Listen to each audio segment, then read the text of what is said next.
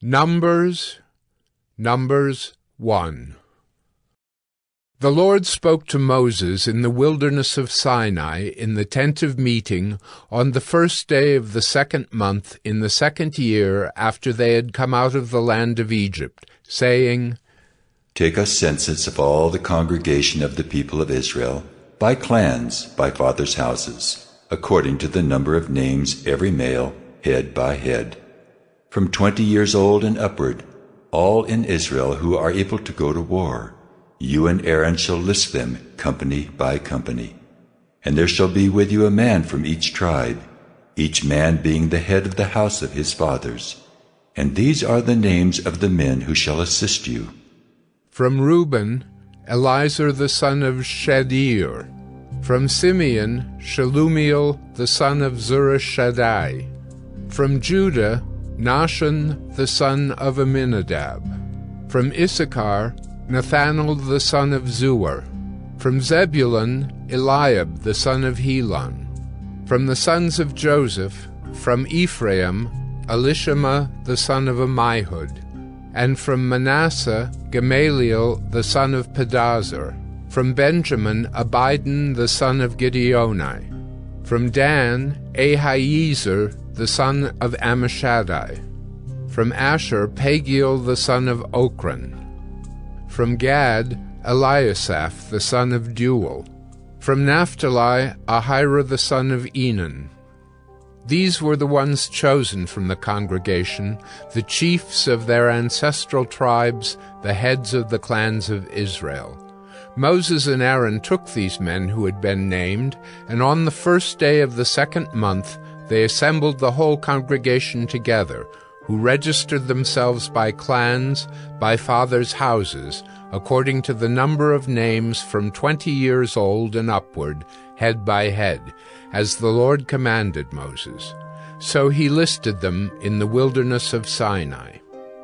The people of Reuben, Israel's firstborn, their generations by their clans, by their fathers' houses, according to the number of names, head by head, every male from 20 years old and upward, all who were able to go to war. Those listed of the tribe of Reuben were 46,500. Of the people of Simeon, their generations, by their clans, by their fathers' houses, those of them who were listed, according to the number of names, head by head, every male from 20 years old and upward, all who were able to go to war. Those listed of the tribe of Simeon were 59,300. Of the people of Gad, their generations, by their clans, by their fathers' houses, according to the number of the names from 20 years old and upward, all who were able to go to war. Those listed of the tribe of Gad were 45,650. Of the people of Judah, their generations, by their clans, by their fathers' houses, according to the number of names, from 20 years old and upward, every man able to go to war. Those listed of the tribe of Judah were 74,600. Of the people of Issachar, their generations, by their clans, by their fathers' houses, according to the number of names, from 20 years old and upward, every man able to go to war. Those listed of the tribe of Issachar were 54,400. Of the people of Zebulun, their generations, by their clans, by their fathers' houses, according to the number of names, from 20 years old and upward, every man able to go to war. Those listed of the tribe of Zebulun were 57,400. Of the people of Joseph, namely of the people of Ephraim, their generations, by their clans, by their fathers' houses, according to the number of names, from 20 years old and upward, every man able to go to war. Those listed of the tribe of Ephraim were 40,500. Of the people of Manasseh, their generations, by their clans, by their fathers' houses, according to the number of names, from 20 years old and upward, every man able to go to war. Those listed of the tribe of Manasseh were 32,200. Of the people of Benjamin, Their generations, by their clans, by their fathers' houses, according to the number of names, from 20 years old and upward, every man able to go to war. Those listed of the tribe of Benjamin were 35,400. of the people of Dan, Their generations, by their clans, by their fathers' houses, according to the number of names, from 20 years old and upward, every man able to go to war. Those listed of the tribe of Dan were 62,700. of the people of Asher, Their generations, by their clans, by their fathers' houses, according to the number of names, from 20 years old and upward, every man able to go to war. Those listed of the tribe of Asher were 41,500. of the people of Naphtali, Their generations, by their clans, by their fathers' houses, according to the number of names, from 20 years old and upward, every man able to go to war. Those listed of the tribe of Naphtali were 53,400. These are those who were listed, whom Moses and Aaron listed with the help of the chiefs of Israel, 12 men, each representing his father's house. So all those listed of the people of Israel by their fathers' houses, from 20 years old and upward, every man able to go to war in Israel, all those listed were 603,550. But the Levites were not listed along with them by their ancestral tribe, for the Lord spoke to Moses, saying, Only the tribe of Levi you shall not list, and you shall not take a census of them among the people of Israel, but appoint the Levites over the tabernacle of the testimony, and over all its furnishings, and over all that belongs to it. They are to carry the tabernacle and all its furnishings, and they shall take care of it, and shall camp around the tabernacle. When the tabernacle is to set out, the Levites shall take it down, and when the tabernacle is to be pitched, the Levites shall set it up. And if any outsider comes near, he shall be put to death. The people of Israel shall pitch their tents by their companies, each man in his own camp, and each man by his own standard. But the Levites shall camp around the tabernacle of the testimony, so that there may be no wrath on the congregation of the people of Israel. And the Levites shall keep guard over the tabernacle of the testimony. Thus did the people of Israel. They did according to all that the Lord commanded Moses. Numbers 2. The Lord spoke to Moses and Aaron, saying, The people of Israel shall camp each by his own standard, with the banners of their fathers' houses. They shall camp facing the tent of meeting on every side. those to camp on the east side toward the sunrise shall be of the standard of the camp of Judah, by their companies, the chief of the people of Judah being Nahshon, the son of Amminadab. His company as listed being 74,600. Those to camp next to him shall be the tribe of Issachar. The chief of the people of Issachar being Nethanel, the son of Zur. His company is listed being 54,400. Then the tribe of Zebulun. The chief of the people of Zebulun being Eliab, the son of Helon. His company is listed being 57,400. All those listed of the camp of Judah by their companies were 186,400. They shall set out first on the march. On the south side shall be the standard of the camp of Reuben by their companies. The chief of the people of Reuben being Elizur, the son of Shedeur. His company as listed being 46,500. And those to camp next to him shall be the tribe of Simeon. The chief of the people of Simeon being Shelumiel, the son of Zurishaddai. His company is listed being 59,300. Then the tribe of Gad. The chief of the people of Gad being Eliasaph, the son of Reuel. His company is listed being 45,650. All those listed of the camp of Reuben by their companies were 151,450. They shall set out second. Then the tent of meeting shall set out, with the camp of the Levites in the midst of the camps. As they camp, so shall they set out, each in position, standard by standard. On the west side shall be the standard of the camp of Ephraim by their companies. The chief of the people of Ephraim being Elishama, the son of Ammihud. His company is listed being 40,500. And next to him shall be the tribe of Manasseh, the chief of the people of Manasseh being Gamaliel, the son of Pedazur. His company is listed being 32,200. Then the tribe of Benjamin. The chief of the people of Benjamin being Abidan, the son of Gideoni. His company is listed being 35,400. All those listed of the camp of Ephraim by their companies were 108,100. They shall set out third on the march.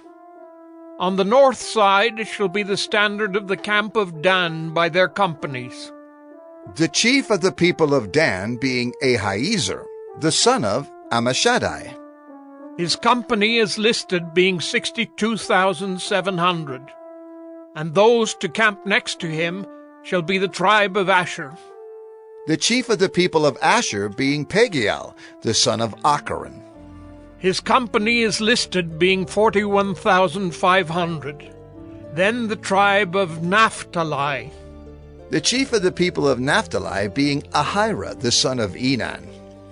His company is listed being 53,400. All those listed of the camp of Dan were 157,600. They shall set out last, standard by standard. These are the people of Israel as listed by their fathers' houses. All those listed in the camps by their companies were 603,550. But the Levites were not listed among the people of Israel, as the Lord commanded Moses. Thus did the people of Israel. According to all that the Lord commanded Moses, so they camped by their standards, and so they set out, each one in his clan, according to his father's house.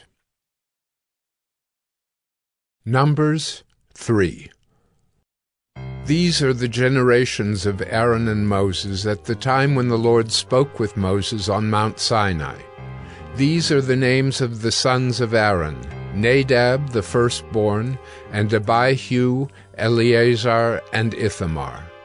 These are the names of the sons of Aaron, the anointed priests, whom he ordained to serve as priests. But Nadab and Abihu died before the Lord when they offered unauthorized fire before the Lord in the wilderness of Sinai, and they had no children.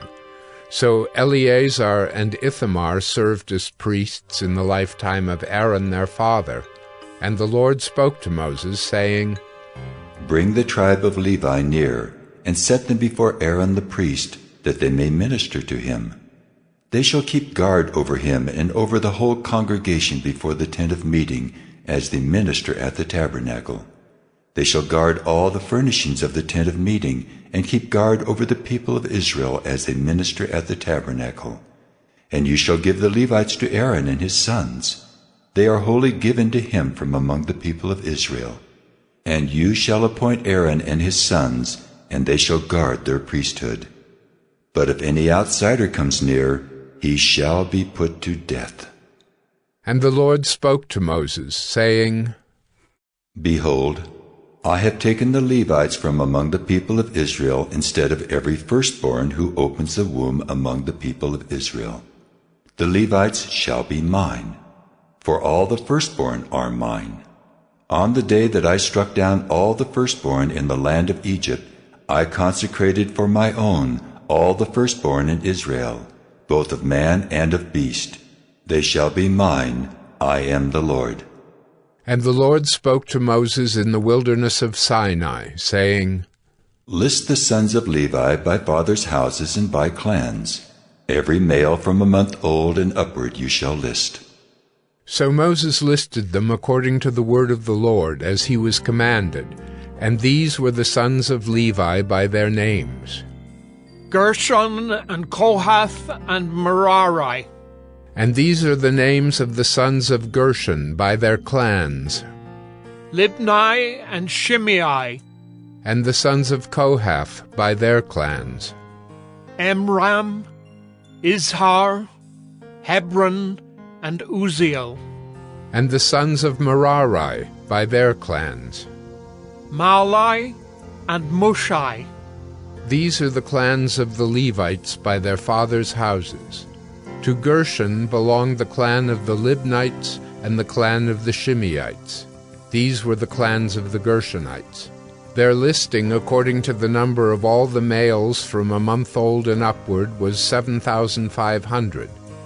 The clans of the Gershonites were to camp behind the tabernacle on the west, with Eliasaph the son of Lael as chief of the father's house of the Gershonites.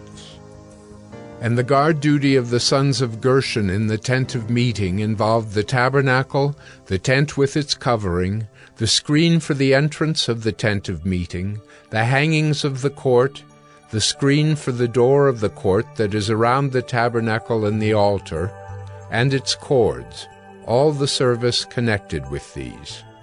To Kohath belonged the clan of the Amramites, and the clan of the Izharites, and the clan of the Hebronites, and the clan of the Uzzielites. These are the clans of the Kohathites. According to the number of all the males, from a month old and upward, there were 8,600, keeping guard over the sanctuary. The clans of the sons of Kohath were to camp on the south side of the tabernacle, with Elizaphan the son of Uzziel as chief of the father's house of the clans of the Kohathites.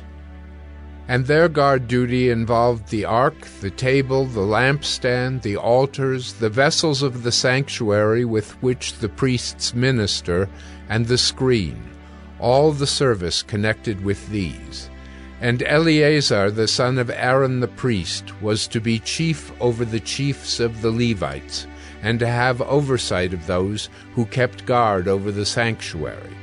To Merari belonged the clan of the Mahlites and the clan of the Mushites. These are the clans of Merari. Their listing, according to the number of all the males from a month old and upward, was 6,200. And the chief of the father's house of the clans of Merari was Zuriel, the son of Abihail. They were to camp on the north side of the tabernacle. And the appointed guard duty of the sons of Merari involved the frames of the tabernacle, the bars, the pillars, the bases, and all their accessories, all the service connected with these. Also the pillars around the court, with their bases and pegs and cords. Those who were to camp before the tabernacle on the east, before the tent of meeting toward the sunrise, were Moses and Aaron and his sons, guarding the sanctuary itself to protect the people of Israel. And any outsider who came near was to be put to death. All those listed among the Levites, whom Moses and Aaron listed at the commandment of the Lord, by clans, all the males from a month old and upward, were 22,000. And the Lord said to Moses, List all the firstborn males of the people of Israel from a month old and upward, taking the number of their names. And you shall take the Levites for me. I am the Lord, instead of all the firstborn among the people of Israel, and the cattle of the Levites instead of all the firstborn among the cattle of the people of Israel. So Moses listed all the firstborn among the people of Israel as the Lord commanded him, and all the firstborn males, according to the number of names, from a month old and upward as listed, were 22,273. And the Lord spoke to Moses, saying, Take the Levites instead of all the firstborn among the people of Israel, and the cattle of the Levites instead of their cattle.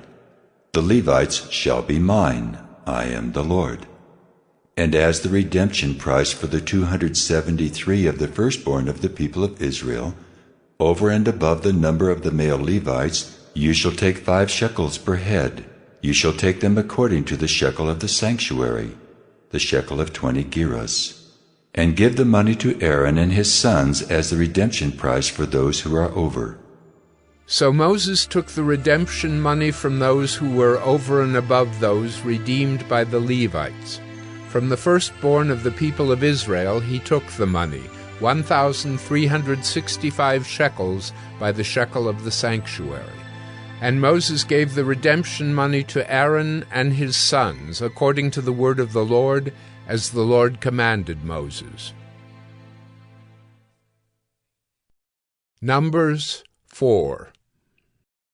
The Lord spoke to Moses and Aaron, saying, Take a census of the sons of Kohath from among the sons of Levi, by their clans and their fathers' houses, from 30 years old up to 50 years old, all who can come on duty to do the work in the tent of meeting. This is the service of the sons of Kohath in the tent of meeting, the most holy things. When the camp is to set out, Aaron and his sons shall go in and take down the veil of the screen and cover the ark of the testimony with it. Then they shall put on it a covering of goatskin, and spread on top of that a cloth all of blue, and shall put in its poles. And over the table of the bread of the presence they shall spread a cloth of blue, and put on it the plates, the dishes for incense, the bowls, and the flagons for the drink offering. The regular showbread also shall be on it. Then they shall spread over them a cloth of scarlet, and cover the same with a covering of goatskin, and shall put in its poles. And they shall take a cloth of blue, and cover the lampstand for the light, with its lamps, its tongs, its trays, and all the vessels for oil with which it is supplied. And they shall put it with all its utensils in a covering of goatskin, and put it on the carrying frame. And over the golden altar they shall spread a cloth of blue, and cover it with a covering of goatskin, and shall put in its poles. And they shall take all the vessels of the service that are used in the sanctuary, and put them in a cloth of blue, and cover them with a covering of goatskin, and put them on the carrying frame. And they shall take away the ashes from the altar, and spread a purple cloth over it, and they shall put on it all the utensils of the altar, which are used for the service there, the fire pans, the forks, the shovels, and the basins, all the utensils of the altar, and they shall spread on it a covering of goatskin, and shall put in its poles. And when Aaron and his sons have finished covering the sanctuary and all the furnishings of the sanctuary, as the camp sets out, after that the sons of Kohath shall come to carry these. But they must not touch the holy things, lest they die. These are the things of the tent of meeting that the sons of Kohath are to carry.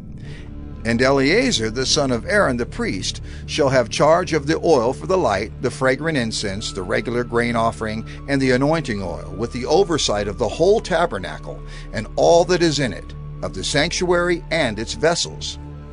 The Lord spoke to Moses and Aaron, saying, Let not the tribe of the clans of the Kohathites be destroyed from among the Levites, but deal thus with them, that they may live and not die when they come near to the most holy things.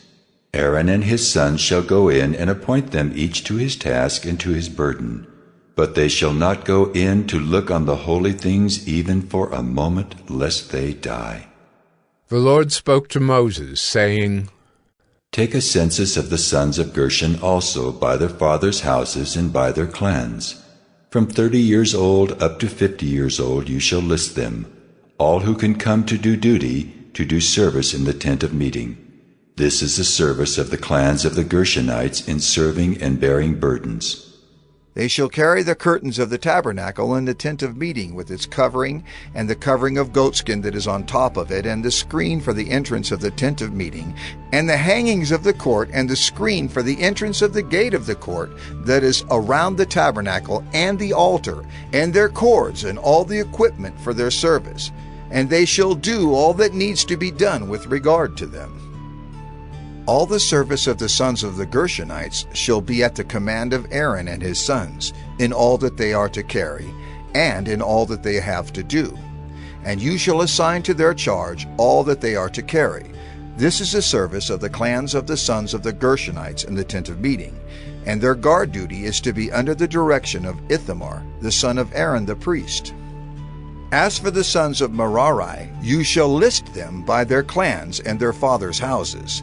From 30 years old up to 50 years old you shall list them, everyone who can come on duty to do the service of the tent of meeting. And this is what they are charged to carry. As the whole of their service in the tent of meeting, the frames of the tabernacle, with its bars, pillars, and bases, and the pillars around the court with their bases, pegs, and cords, with all their equipment and all their accessories. And you shall list by name the objects that they are required to carry. This is the service of the clans of the sons of Merari, the whole of their service in the tent of meeting, under the direction of Ithamar, the son of Aaron the priest. And Moses and Aaron and the chiefs of the congregation listed the sons of the Kohathites by their clans and their fathers' houses, from 30 years old up to 50 years old, everyone who could come on duty for service in the tent of meeting. And those listed by clans were 2,750. This was the list of the clans of the Kohathites, all who served in the tent of meeting, whom Moses and Aaron listed according to the commandment of the Lord by Moses. Those listed of the sons of Gershon by their clans and their fathers' houses, from 30 years old up to 50 years old, everyone who could come on duty for service in the tent of meeting, those listed by their clans and their fathers' houses were 2,630. This was the list of the clans of the sons of Gershon, all who served in the tent of meeting, whom Moses and Aaron listed according to the commandment of the Lord. Those listed of the clans of the sons of Merari, by their clans and their fathers' houses, from 30 years old up to 50 years old, everyone who could come on duty for service in the tent of meeting, those listed by clans were 3,200. This was the list of the clans of the sons of Merari, whom Moses and Aaron listed according to the commandment of the Lord by Moses. All those who were listed of the Levites, whom Moses and Aaron and the chiefs of Israel listed, by their clans and their fathers' houses, from 30 years old up to 50 years old, everyone who could come to do the service of ministry and the service of bearing burdens in the tent of meeting, those listed were 8,580. According to the commandment of the Lord through Moses they were listed, each one with his task of serving or carrying. Thus they were listed by him, as the Lord commanded Moses. Numbers 5. The Lord spoke to Moses, saying, Command the people of Israel that they put out of the camp everyone who is leprous or has a discharge, and everyone who is unclean through contact with the dead. You shall put out both male and female, putting them outside the camp, that they may not defile their camp, in the midst of which I dwell. And the people of Israel did so, and put them outside the camp. As the Lord said to Moses, so the people of Israel did. And the Lord spoke to Moses, saying, Speak to the people of Israel. When a man or woman commits any of the sins that people commit by breaking faith with the Lord, and that person realizes his guilt, he shall confess his sin that he has committed. And he shall make full restitution for his wrong, adding a fifth to it, and giving it to him to whom he did the wrong. But if the man has no next of kin, to whom restitution may be made for the wrong, the restitution for wrong shall go to the Lord for the priest, in addition to the ram of atonement with which atonement is made for him, and every contribution, all the holy donations of the people of Israel, which they bring to the priest, shall be his. Each one shall keep his holy donations. Whatever anyone gives to the priest shall be his. And the Lord spoke to Moses, saying, Speak to the people of Israel. If any man's wife goes astray and breaks faith with him, If a man lies with her sexually, and it is hidden from the eyes of her husband, and she is undetected, though she has defiled herself, and there is no witness against her, since she was not taken in the act. And if the spirit of jealousy comes over him, and he is jealous of his wife who has defiled herself, or if the spirit of jealousy comes over him, and he is jealous of his wife, though she has not defiled herself, then the man shall bring his wife to the priest, and bring the offering required of her, 1/10 of an ephah of barley flour. He shall pour no oil on it, and put no frankincense on it, for it is a grain offering of jealousy, a grain offering of remembrance, bringing iniquity to remembrance. And the priest shall bring her near, and set her before the Lord. And the priest shall take holy water in an earthenware vessel, and take some of the dust that is on the floor of the tabernacle, and put it into the water. And the priest shall set the woman before the Lord, and unbind the hair of the woman's head, and place in her hands the grain offering of remembrance, which is the grain offering of jealousy. And in his hand the priest shall have the water of bitterness that brings the curse. Then the priest shall make her take an oath, saying, If no man has lain with you, and if you have not turned aside to uncleanness while you were under your husband's authority, be free from this water of bitterness that brings the curse. But if you have gone astray, though you are under your husband's authority, and if you have defiled yourself, and some man other than your husband has lain with you, then let the priest make the woman take the oath of the curse, and say to the woman, The Lord make you a curse and an oath among your people, when the Lord makes your thigh fall away and your body swell. May this water that brings the curse pass into your bowels, and make your womb swell and your thigh fall away. And the woman shall say, Amen. Amen. Then the priest shall write these curses in a book, and wash them off into the water of bitterness. And he shall make the woman drink the water of bitterness that brings the curse. And the water that brings the curse shall enter into her, and cause bitter pain. And the priest shall take the grain offering of jealousy out of the woman's hand, and shall wave the grain offering before the Lord, and bring it to the altar. And the priest shall take a handful of the grain offering as its memorial portion, and burn it on the altar, and afterward shall make the woman drink the water.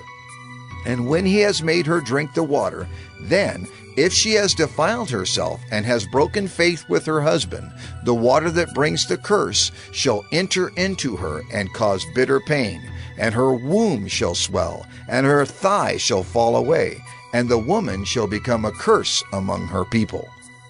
But if the woman has not defiled herself and is clean, then she shall be free and shall conceive children. This is the law in cases of jealousy, when a wife, though under her husband's authority, goes astray and defiles herself, or when the spirit of jealousy comes over a man, and he is jealous of his wife. Then he shall set the woman before the Lord, and the priest shall carry out for her all this law. The man shall be free from iniquity, but the woman shall bear her iniquity. Numbers 6.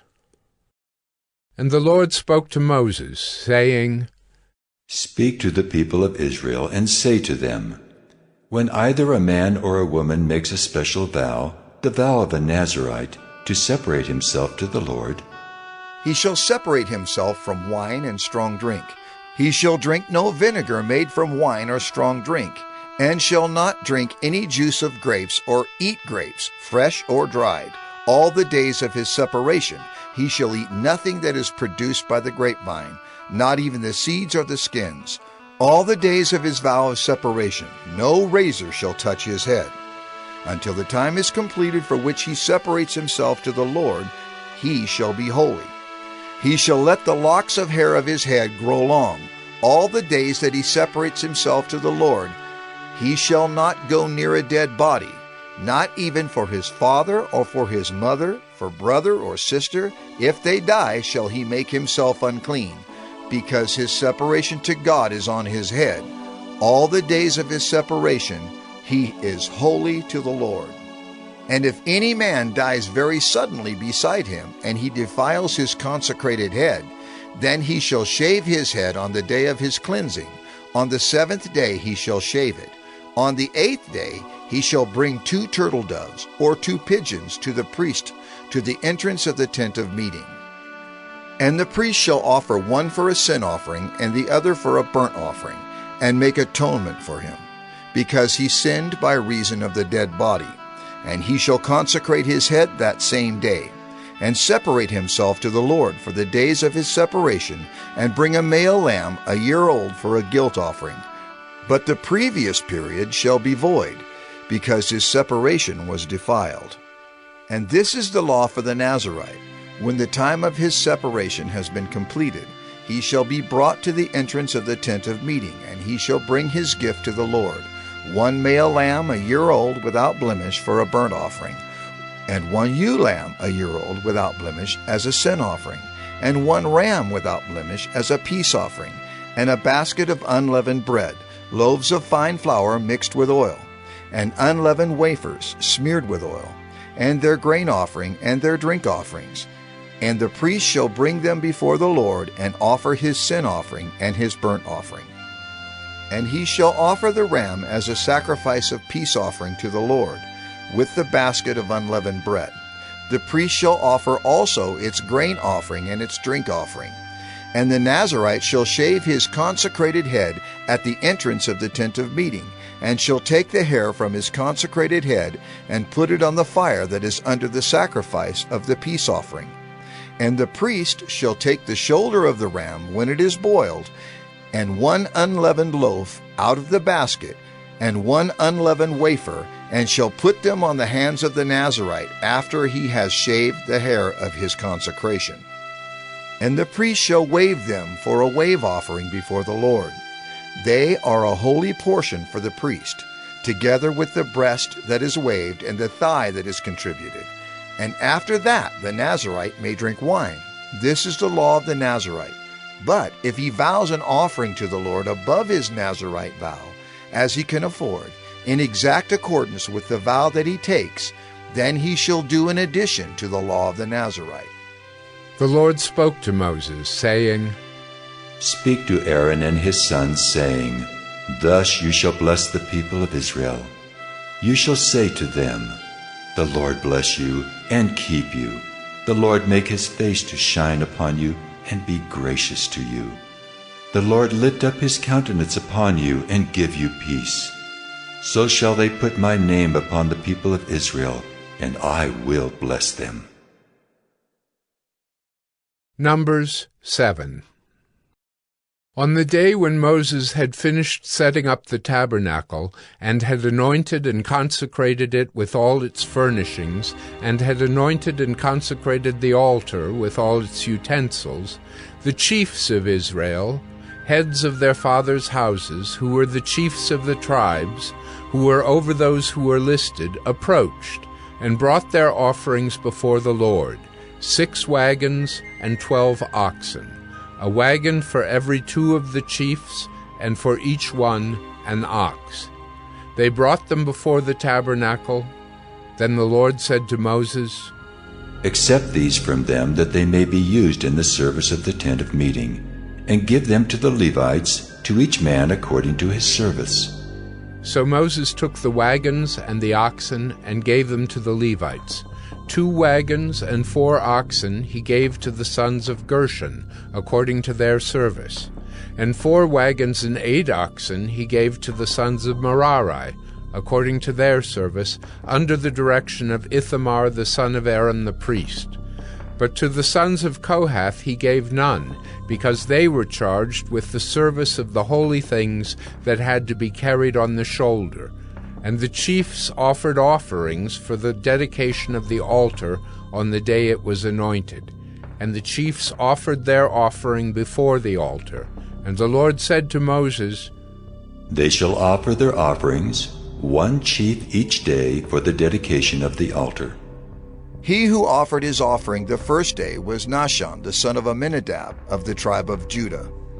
And his offering was 1 silver plate, whose weight was 130 shekels, 1 silver basin of 70 shekels, according to the shekel of the sanctuary, both of them full of fine flour mixed with oil for a grain offering, 1 golden dish of 10 shekels, full of incense, 1 bull from the herd, 1 ram, 1 male lamb a year old for a burnt offering, 1 male goat for a sin offering, and for the sacrifice of peace offerings, 2 oxen, 5 rams, 5 male goats, and 5 male lambs a year old.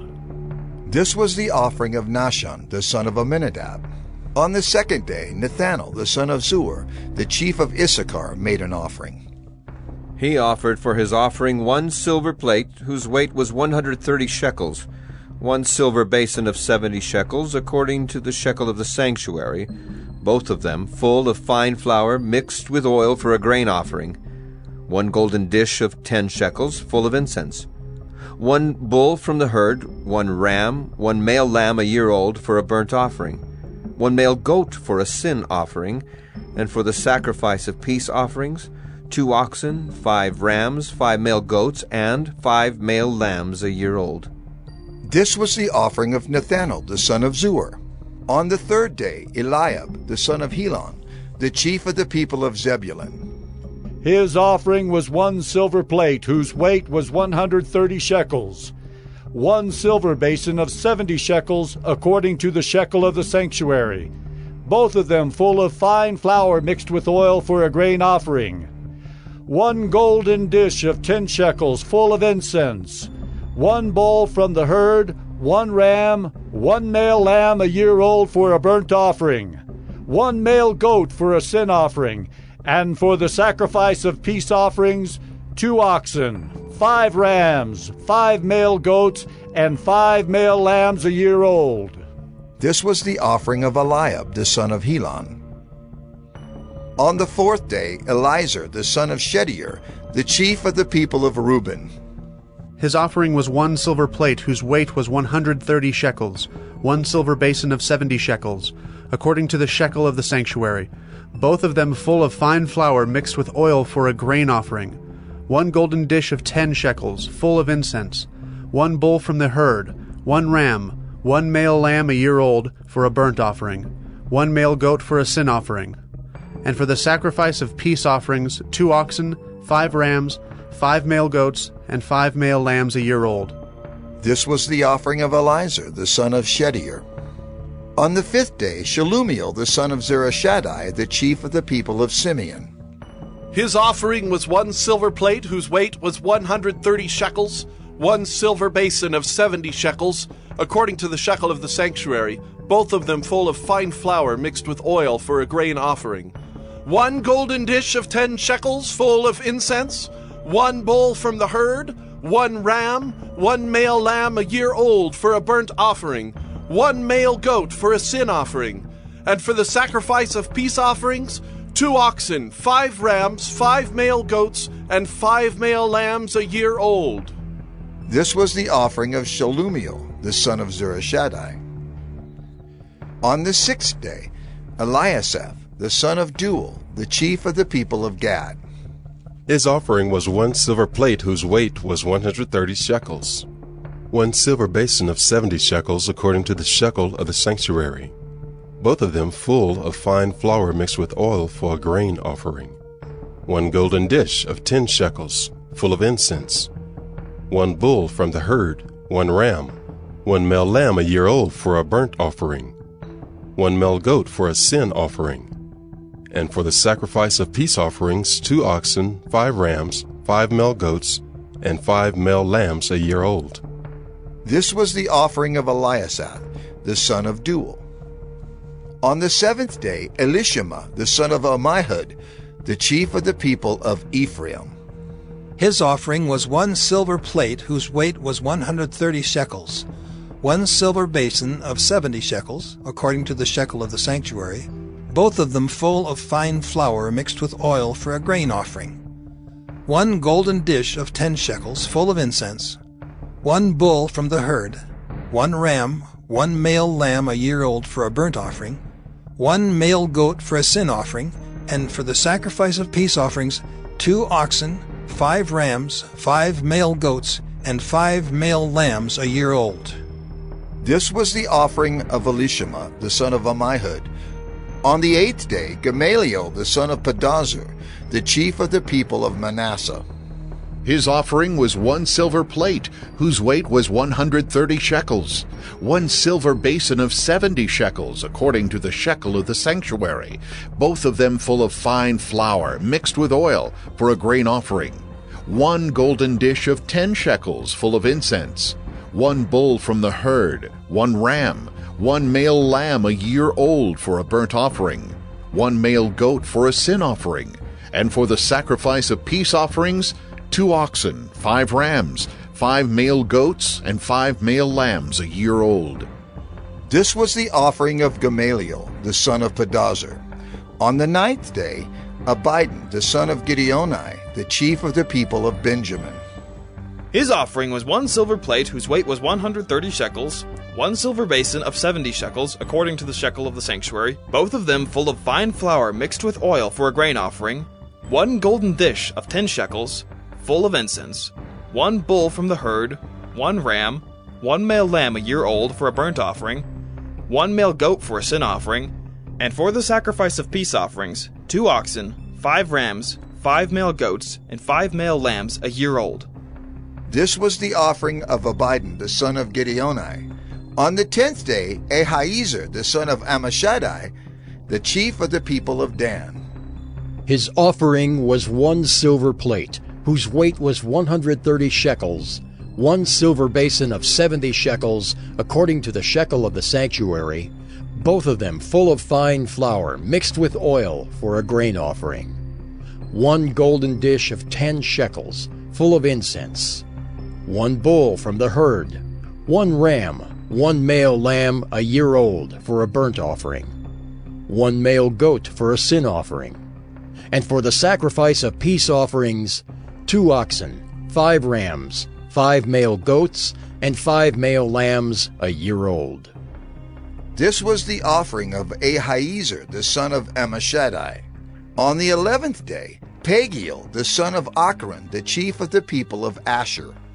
His offering was 1 silver plate, whose weight was 130 shekels, 1 silver basin of 70 shekels, according to the shekel of the sanctuary, both of them full of fine flour mixed with oil for a grain offering, 1 golden dish of 10 shekels, full of incense, 1 bull from the herd, 1 ram, 1 male lamb a year old for a burnt offering, 1 male goat for a sin offering, and for the sacrifice of peace offerings, 2 oxen, 5 rams, 5 male goats, and 5 male lambs a year old. This was the offering of Pagiel, the son of Achran. On the 12th day, Ahira, the son of Enan, the chief of the people of Naphtali. His offering was 1 silver plate, whose weight was 130 shekels, 1 silver basin of 70 shekels, according to the shekel of the sanctuary, both of them full of fine flour, mixed with oil for a grain offering, 1 golden dish of 10 shekels, full of incense, 1 bull from the herd, 1 ram, 1 male lamb a year old for a burnt offering, 1 male goat for a sin offering, and for the sacrifice of peace offerings, 2 oxen, 5 rams, 5 male goats, and 5 male lambs a year old. This was the offering of Ahira, the son of Enan. This was the dedication offering for the altar on the day when it was anointed from the chiefs of Israel. 12 silver plates, 12 silver basins, 12 golden dishes, each silver plate weighing 130 shekels, and each basin 70. All the silver of the vessels 2,400 shekels, according to the shekel of the sanctuary. The 12 golden dishes, full of incense, weighing 10 shekels apiece, according to the shekel of the sanctuary. All the gold of the dishes being 120 shekels. All the cattle for the burnt offering 12 bulls, 12 rams, 12 male lambs a year old with their grain offering, and 12 male goats for a sin offering, and all the cattle for the sacrifice of peace offerings, 24 bulls, the rams 60, the male goats 60, the male lambs a year old 60. This was the dedication offering for the altar after it was anointed. And when Moses went into the tent of meeting to speak with the Lord, he heard the voice speaking to him from above the mercy seat that was on the ark of the testimony, from between the two cherubim, and it spoke to him. Numbers 8. Now the Lord spoke to Moses, saying, Speak to Aaron and say to him, When you set up the lamps, the 7 lamps shall give light in front of the lampstand. And Aaron did so. He set up its lamps in front of the lampstand, as the Lord commanded Moses. And this was the workmanship of the lampstand, hammered work of gold. From its base to its flowers it was hammered work. According to the pattern that the Lord had shown Moses, so he made the lampstand. And the Lord spoke to Moses, saying, Take the Levites from among the people of Israel and cleanse them. Thus you shall do to them to cleanse them. Sprinkle the water of purification upon them, and let them go with a razor over all their body, and wash their clothes and cleanse themselves. Then let them take a bull from the herd and its grain offering of fine flour mixed with oil. And you shall take another bull from the herd for a sin offering. And you shall bring the Levites before the tent of meeting, and assemble the whole congregation of the people of Israel. When you bring the Levites before the Lord, the people of Israel shall lay their hands on the Levites, and Aaron shall offer the Levites before the Lord as a wave offering from the people of Israel, that they may do the service of the Lord. Then the Levites shall lay their hands on the heads of the bulls, and you shall offer the one for a sin offering and the other for a burnt offering to the Lord, to make atonement for the Levites. And you shall set the Levites before Aaron and his sons, and shall offer them as a wave offering to the Lord. Thus you shall separate the Levites from among the people of Israel, and the Levites shall be mine. And after that the Levites shall go in to serve at the tent of meeting, when you have cleansed them and offered them as a wave offering. For they are wholly given to me from among the people of Israel. Instead of all who opened the womb, the firstborn of all the people of Israel, I have taken them for myself. For all the firstborn among the people of Israel are mine, both of man and of beast. On the day that I struck down all the firstborn in the land of Egypt, I consecrated them for myself. And I have taken the Levites instead of all the firstborn among the people of Israel. And I have given the Levites as a gift to Aaron and his sons from among the people of Israel, to do the service for the people of Israel at the tent of meeting, and to make atonement for the people of Israel, that there may be no plague among the people of Israel when the people of Israel come near the sanctuary. Thus did Moses and Aaron and all the congregation of the people of Israel to the Levites. According to all that the Lord commanded Moses concerning the Levites, the people of Israel did to them.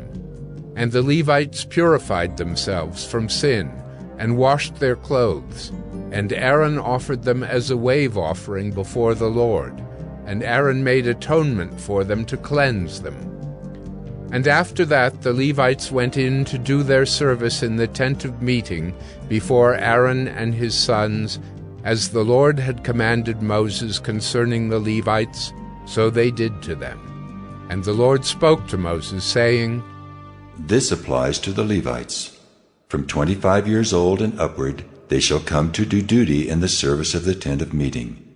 And from the age of 50 years, they shall withdraw from the duty of the service and serve no more. They minister to their brothers in the tent of meeting by keeping guard, but they shall do no service. Thus shall you do to the Levites in assigning their duties. Numbers 9. And the Lord spoke to Moses in the wilderness of Sinai, in the first month of the 2nd year after they had come out of the land of Egypt, saying, Let the people of Israel keep the Passover at its appointed time. On the 14th day of this month, at twilight, you shall keep it at its appointed time. According to all its statutes and all its rules, you shall keep it.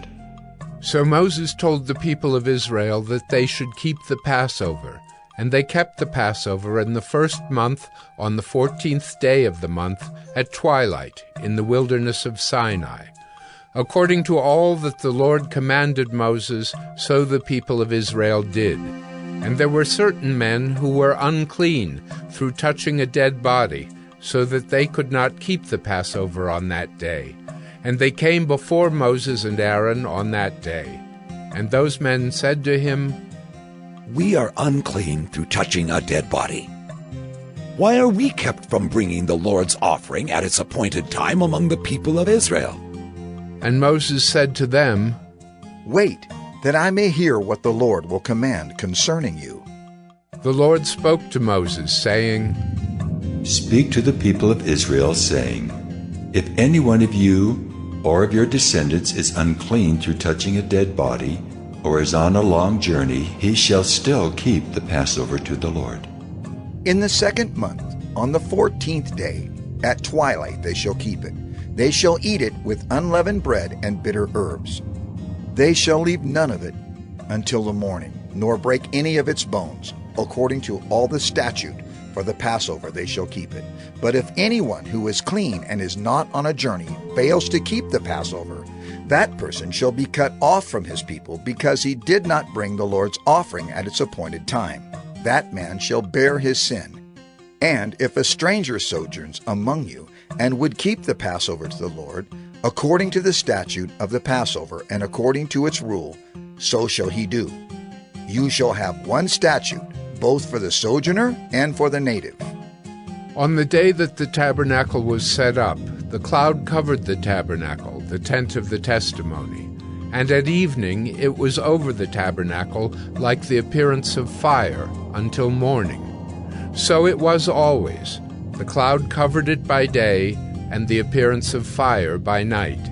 And whenever the cloud lifted from over the tent, after that the people of Israel set out, and in the place where the cloud settled down, there the people of Israel camped. At the command of the Lord the people of Israel set out, and at the command of the Lord they camped. As long as the cloud rested over the tabernacle, they remained in camp. Even when the cloud continued over the tabernacle many days, the people of Israel kept the charge of the Lord and did not set out. Sometimes the cloud was a few days over the tabernacle, and according to the command of the Lord they remained in camp. Then, according to the command of the Lord, they set out. And sometimes the cloud remained from evening until morning, and when the cloud lifted in the morning, they set out. Or if it continued for a day and a night, when the cloud lifted, they set out. Whether it was 2 days or a month or a longer time that the cloud continued over the tabernacle, abiding there, the people of Israel remained in camp and did not set out. But when it lifted, they set out. At the command of the Lord they camped, and at the command of the Lord they set out. They kept the charge of the Lord at the command of the Lord by Moses. Numbers 10. The Lord spoke to Moses, saying, "Make 2 silver trumpets. Of hammered work you shall make them, and you shall use them for summoning the congregation and for breaking camp. And when both are blown, all the congregation shall gather themselves to you at the entrance of the tent of meeting. But if they blow only one, then the chiefs, the heads of the tribes of Israel, shall gather themselves to you. When you blow an alarm, the camps that are on the east side shall set out. And when you blow an alarm the second time, the camps that are on the south side shall set out. An alarm is to be blown whenever they are to set out. But when the assembly is to be gathered together, you shall blow a long blast, but you shall not sound an alarm. And the sons of Aaron, the priests, shall blow the trumpets. The trumpets shall be to you for a perpetual statute throughout your generations.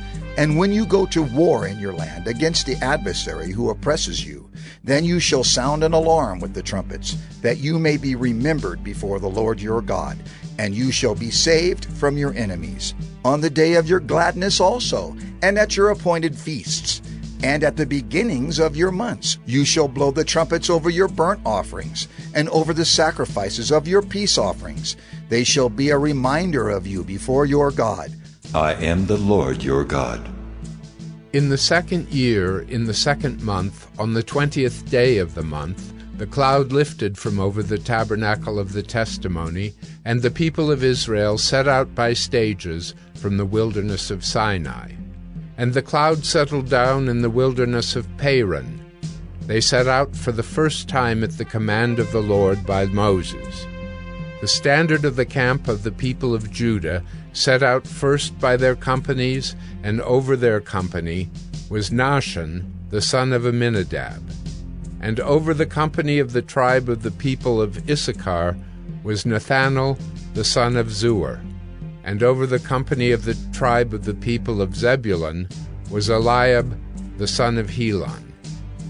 And when the tabernacle was taken down, the sons of Gershon and the sons of Merari, who carried the tabernacle, set out. And the standard of the camp of Reuben set out by their companies, and over their company was Elizur, the son of Shedeur. And over the company of the tribe of the people of Simeon was Shelumiel, the son of Zurishaddai. And over the company of the tribe of the people of Gad was Eliasaph, the son of Deuel. Then the Kohathites set out, carrying the holy things, and the tabernacle was set up before their arrival. And the standard of the camp of the people of Ephraim set out by their companies, and over their company was Elishama, the son of Ammihud. And over the company of the tribe of the people of Manasseh was Gamaliel, the son of Pedazur. And over the company of the tribe of the people of Benjamin was Abidan, the son of Gideoni. Then the standard of the camp of the people of Dan, acting as the rear guard of all the camps, set out by their companies. And over their company was Ahiezer, the son of Ammishaddai. And over the company of the tribe of the people of Asher was Pagiel, the son of Ochran. And over the company of the tribe of the people of Naphtali was Ahira, the son of Enan. This was the order of march of the people of Israel by their companies when they set out. And Moses said to Hobab, the son of Reuel the Midianite, Moses' father-in-law, We are setting out for the place of which the Lord said, I will give it to you. Come with us, and we will do good to you, for the Lord has promised good to Israel. But he said to him, I will not go. I will depart to my own land and to my kindred. And he said, Please do not leave us, for you know where we should camp in the wilderness, and you will serve as eyes for us. And if you do go with us, whatever good the Lord will do to us, the same will we do to you. So they set out from the mount of the Lord 3 days' journey. And the ark of the covenant of the Lord went before them 3 days' journey to seek out a resting place for them. And the cloud of the Lord was over them by day whenever they set out from the camp. And whenever the ark set out, Moses said, Arise, O Lord, and let your enemies be scattered, and let those who hate you flee before you. And when it rested, he said, Return, O Lord, to the 10,000 thousands of Israel. Numbers 11. And the people complained in the hearing of the Lord about their misfortunes. And when the Lord heard it, his anger was kindled, and the fire of the Lord burned among them and consumed some outlying parts of the camp. Then the people cried out to Moses, and Moses prayed to the Lord, and the fire died down. So the name of that place was called Taberah, because the fire of the Lord burned among them. Now the rabble that was among them had a strong craving, and the people of Israel also wept again and said, Oh, that we had meat to eat! We remember the fish we ate in Egypt that cost nothing, the cucumbers, the melons, the leeks, the onions, and the garlic. But now our strength is dried up, and there is nothing at all but this manna to look at. Now the manna was like coriander seed, and its appearance like that of bdellium. The people went about and gathered it, and ground it in hand mills, or beat it in mortars, and boiled it in pots, and made cakes of it. And the taste of it was like the taste of cakes baked with oil. When the dew fell upon the camp in the night, the manna fell with it. Moses heard the people weeping throughout their clans, everyone at the door of his tent. And the anger of the Lord blazed hotly, and Moses was displeased. Moses said to the Lord, "Why have you dealt ill with your servant? And why have I not found favor in your sight, that you lay the burden of all this people on me? Did I conceive all this people?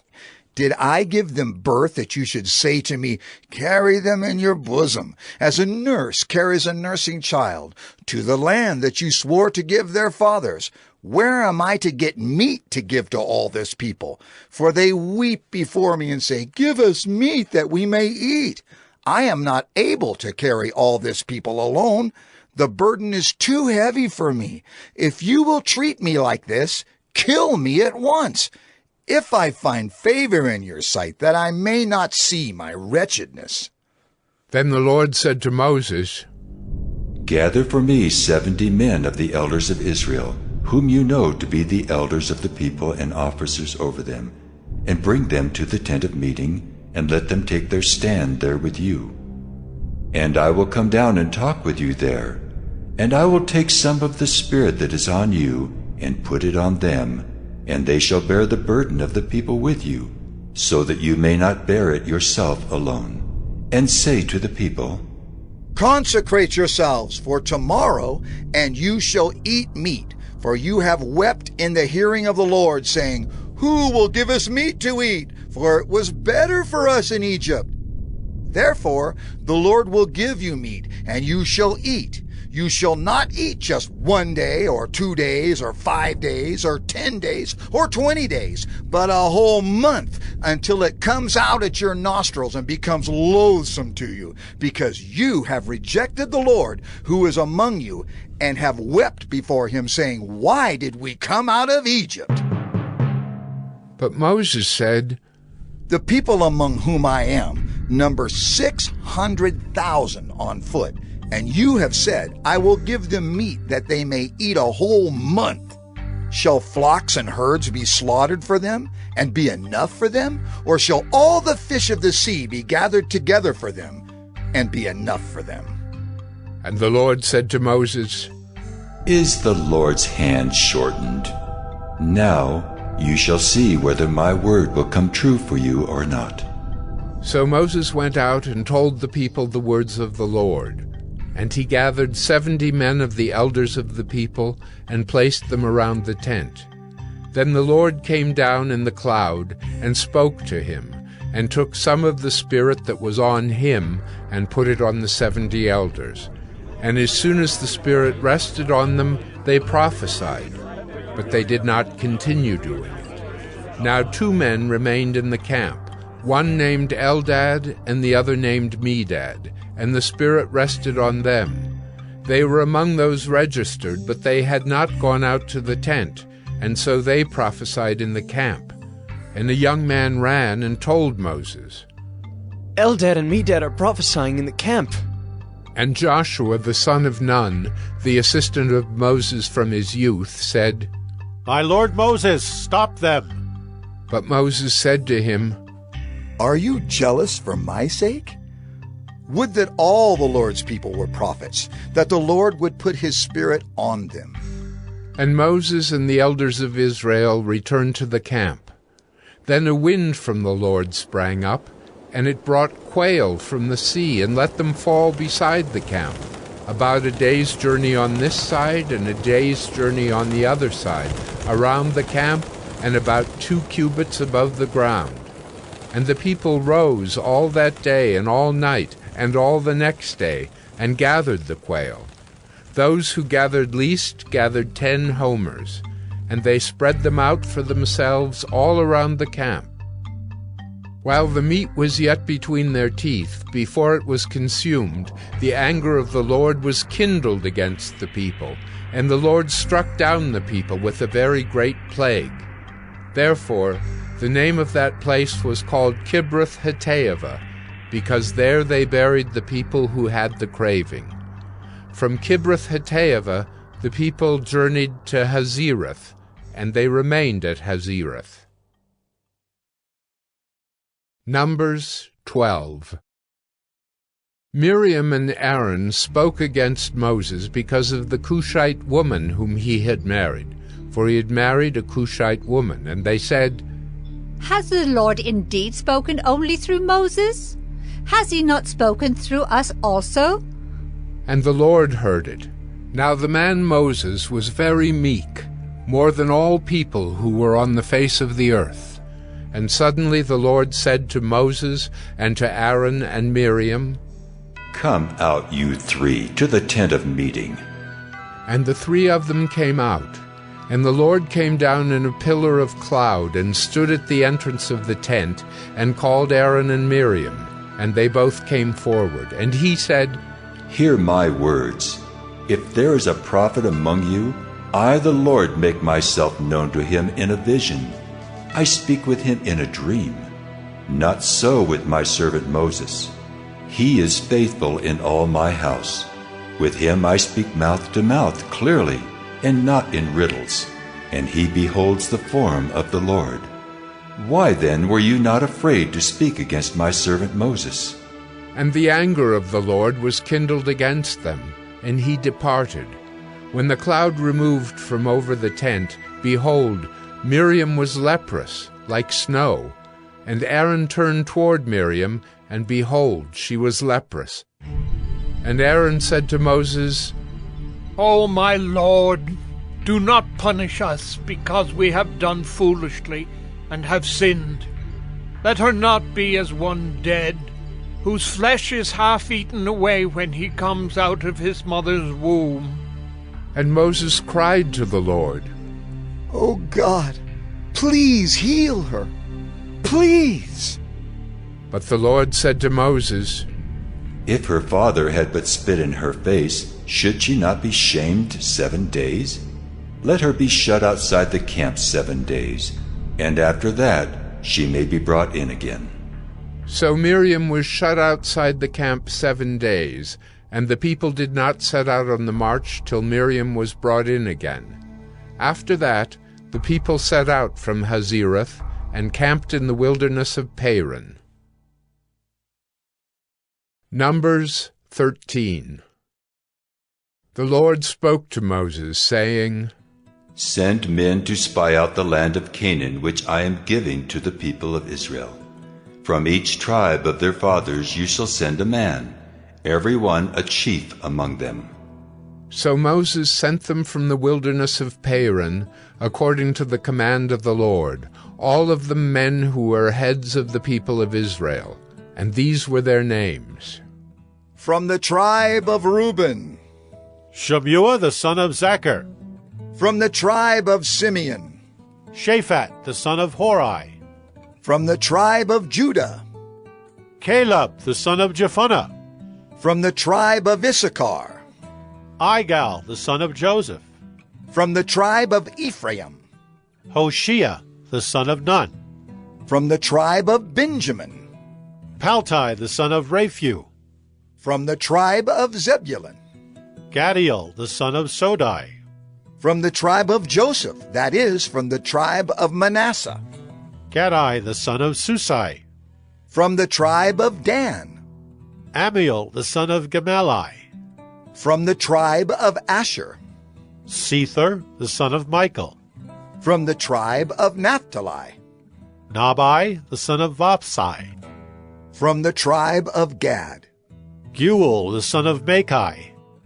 These were the names of the men whom Moses sent to spy out the land. And Moses called Hoshea, the son of Nun, Joshua.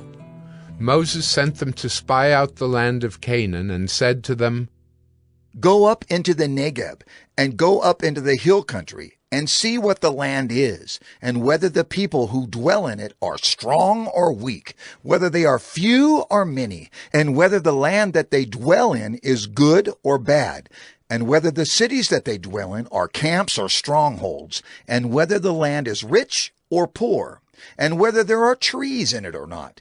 Be of good courage, and bring some of the fruit of the land. Now the time was the season of the first ripe grapes. So they went up and spied out the land from the wilderness of Zin to Rehob, near Lebo-Hamath. They went up into the Negeb and came to Hebron. Ahiman, Shishai, and Talmai, the descendants of Anak, were there. Hebron was built 7 years before Zoan in Egypt. And they came to the valley of Eshcol, and cut down from there a branch with the single cluster of grapes, and they carried it on a pole between 2 of them. They also brought some pomegranates and figs. That place was called the Valley of Eshcol, because of the cluster that the people of Israel cut down from there. At the end of 40 days they returned from spying out the land. And they came to Moses and Aaron and to all the congregation of the people of Israel in the wilderness of Paran at Kadesh.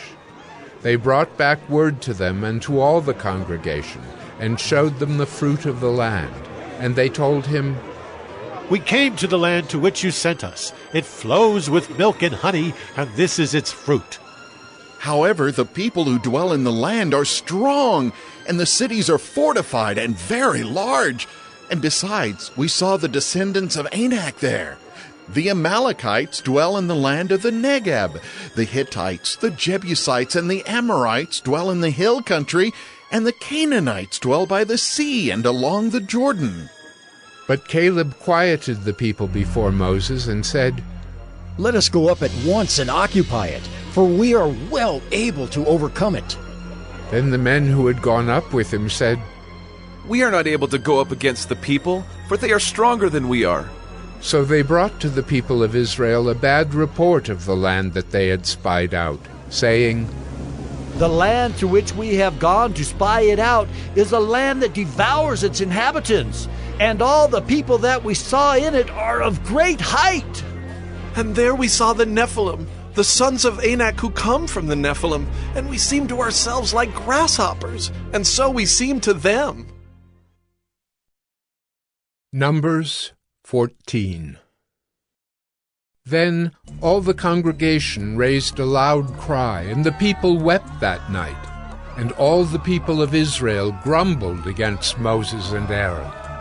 The whole congregation said to them, "Would that we had died in the land of Egypt, or would that we had died in this wilderness? Why is the Lord bringing us into this land to fall by the sword? Our wives and our little ones will become a prey. Would it not be better for us to go back to Egypt?" And they said to one another, "Let us choose a leader and go back to Egypt." Then Moses and Aaron fell on their faces before all the assembly of the congregation of the people of Israel. And Joshua, the son of Nun, and Caleb, the son of Jephunneh, who were among those who had spied out the land, tore their clothes, and said to all the congregation of the people of Israel, "The land which we passed through to spy it out is an exceedingly good land. If the Lord delights in us, he will bring us into this land and give it to us, a land that flows with milk and honey." Only do not rebel against the Lord, and do not fear the people of the land, for they are bread for us. Their protection is removed from them, and the Lord is with us. Do not fear them. Then all the congregation said to stone them with stones. But the glory of the Lord appeared at the tent of meeting to all the people of Israel. And the Lord said to Moses, "How long will this people despise me? And how long will they not believe in me, in spite of all the signs that I have done among them? I will strike them with the pestilence and disinherit them. And I will make of you a nation greater and mightier than they." But Moses said to the Lord, "Then the Egyptians will hear of it.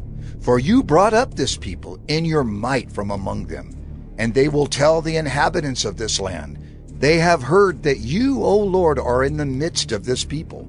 For you, O Lord, are seen face to face, and your cloud stands over them, and you go before them in a pillar of cloud by day and in a pillar of fire by night.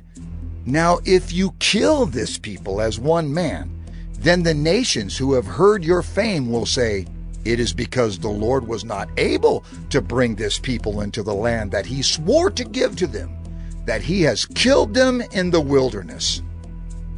And now, please, let the power of the Lord be great as you have promised, saying, the Lord is slow to anger and abounding in steadfast love, forgiving iniquity and transgression, but he will by no means clear the guilty, visiting the iniquity of the fathers on the children to the third and the fourth generation.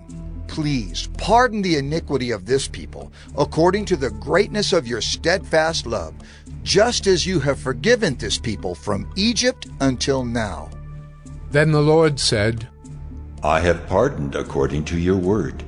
But truly, as I live, and as all the earth shall be filled with the glory of the Lord, none of the men who have seen my glory and my signs that I did in Egypt and in the wilderness, and yet have put me to the test these 10 times, and have not obeyed my voice, shall see the land that I swore to give to their fathers. And none of those who despised me shall see it. But my servant Caleb, because he has a different spirit and has followed me fully, I will bring into the land into which he went, and his descendants shall possess it. Now, since the Amalekites and the Canaanites dwell in the valleys, turn tomorrow and set out for the wilderness by the way to the Red Sea. And the Lord spoke to Moses and to Aaron, saying, How long shall this wicked congregation grumble against me? I have heard the grumblings of the people of Israel, which they grumble against me. Say to them, As I live, declares the Lord, what you have said in my hearing I will do to you. Your dead bodies shall fall in this wilderness, and of all your number listed in the census from 20 years old and upward, who have grumbled against me, not one shall come into the land where I swore that I would make you dwell, except Caleb the son of Jephunneh, and Joshua the son of Nun. But your little ones, who you said would become a prey, I will bring in, and they shall know the land that you have rejected. But as for you, your dead bodies shall fall in this wilderness, and your children shall be shepherds in the wilderness 40 years, and shall suffer for your faithlessness, until the last of your dead bodies lies in the wilderness, according to the number of the days in which you spied out the land, 40 days, a year for each day. You shall bear your iniquity 40 years, and you shall know my displeasure. I, the Lord, have spoken. Surely this will I do to all this wicked congregation who are gathered together against me. In this wilderness they shall come to a full end, and there they shall die.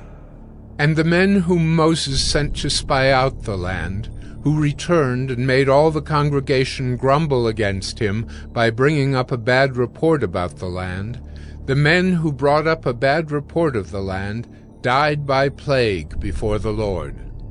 Of those men who went to spy out the land, only Joshua the son of Nun and Caleb the son of Jephunneh remained alive. When Moses told these words to all the people of Israel, the people mourned greatly. And they rose early in the morning, and went up to the heights of the hill country, saying, Here we are! We will go up to the place that the Lord has promised, for we have sinned. But Moses said, Why now are you transgressing the command of the Lord, when that will not succeed? Do not go up, for the Lord is not among you, lest you be struck down before your enemies. For there the Amalekites and the Canaanites are facing you, and you shall fall by the sword, because you have turned back from following the Lord. The Lord will not be with you. But they presumed to go up to the heights of the hill country, although neither the ark of the covenant of the Lord nor Moses departed out of the camp. Then the Amalekites and the Canaanites who lived in that hill country came down and defeated them and pursued them, even to Hormah. Numbers 15. The Lord spoke to Moses, saying, Speak to the people of Israel and say to them, When you come into the land you are to inhabit, which I am giving you, and you offer to the Lord from the herd or from the flock a food offering or a burnt offering or a sacrifice to fulfill a vow or as a free-will offering or at your appointed feasts, to make a pleasing aroma to the Lord, then he who brings his offering shall offer to the Lord a grain offering of 1/10 of an ephah of fine flour mixed with 1/4 of a hin of oil. And you shall offer with the burnt offering, or for the sacrifice, 1/4 of a hin of wine for the drink offering for each lamb, or for a ram you shall offer for a grain offering 2/10 of an ephah of fine flour mixed with 1/3 of a hin of oil.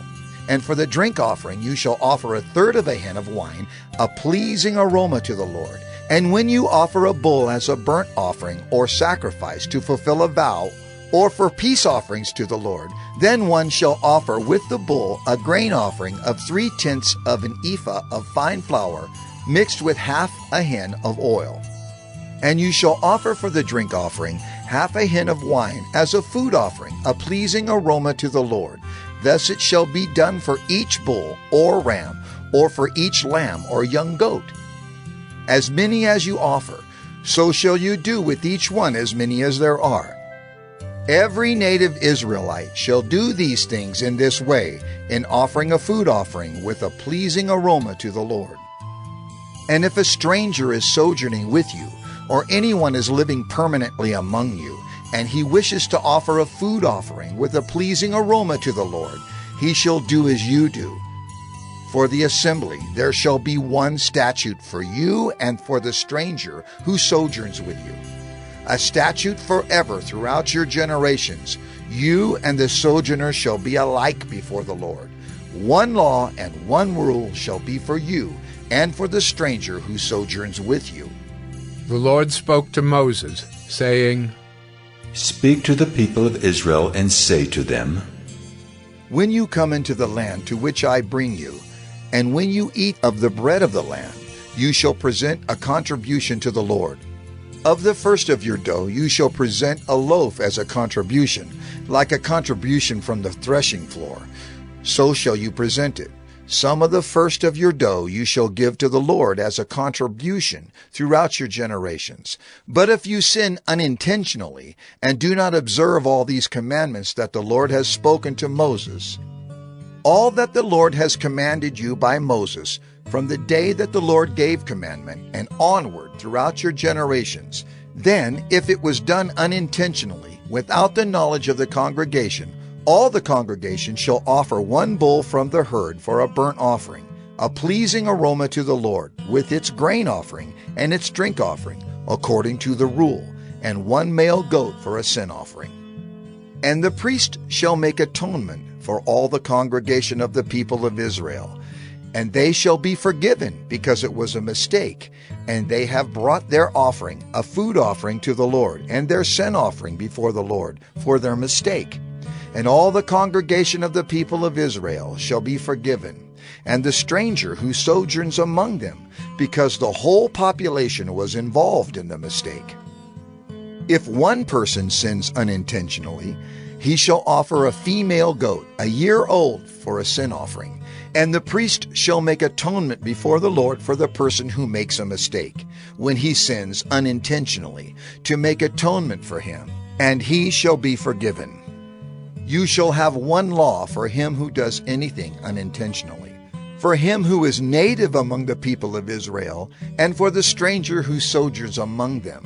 But the person who does anything with a high hand, whether he is native or a sojourner, reviles the Lord, and that person shall be cut off from among his people, because he has despised the word of the Lord and has broken his commandment. That person shall be utterly cut off. His iniquity shall be on him. While the people of Israel were in the wilderness, they found a man gathering sticks on the Sabbath day. And those who found him gathering sticks brought him to Moses and Aaron and to all the congregation. They put him in custody, because it had not been made clear what should be done to him. And the Lord said to Moses, "The man shall be put to death.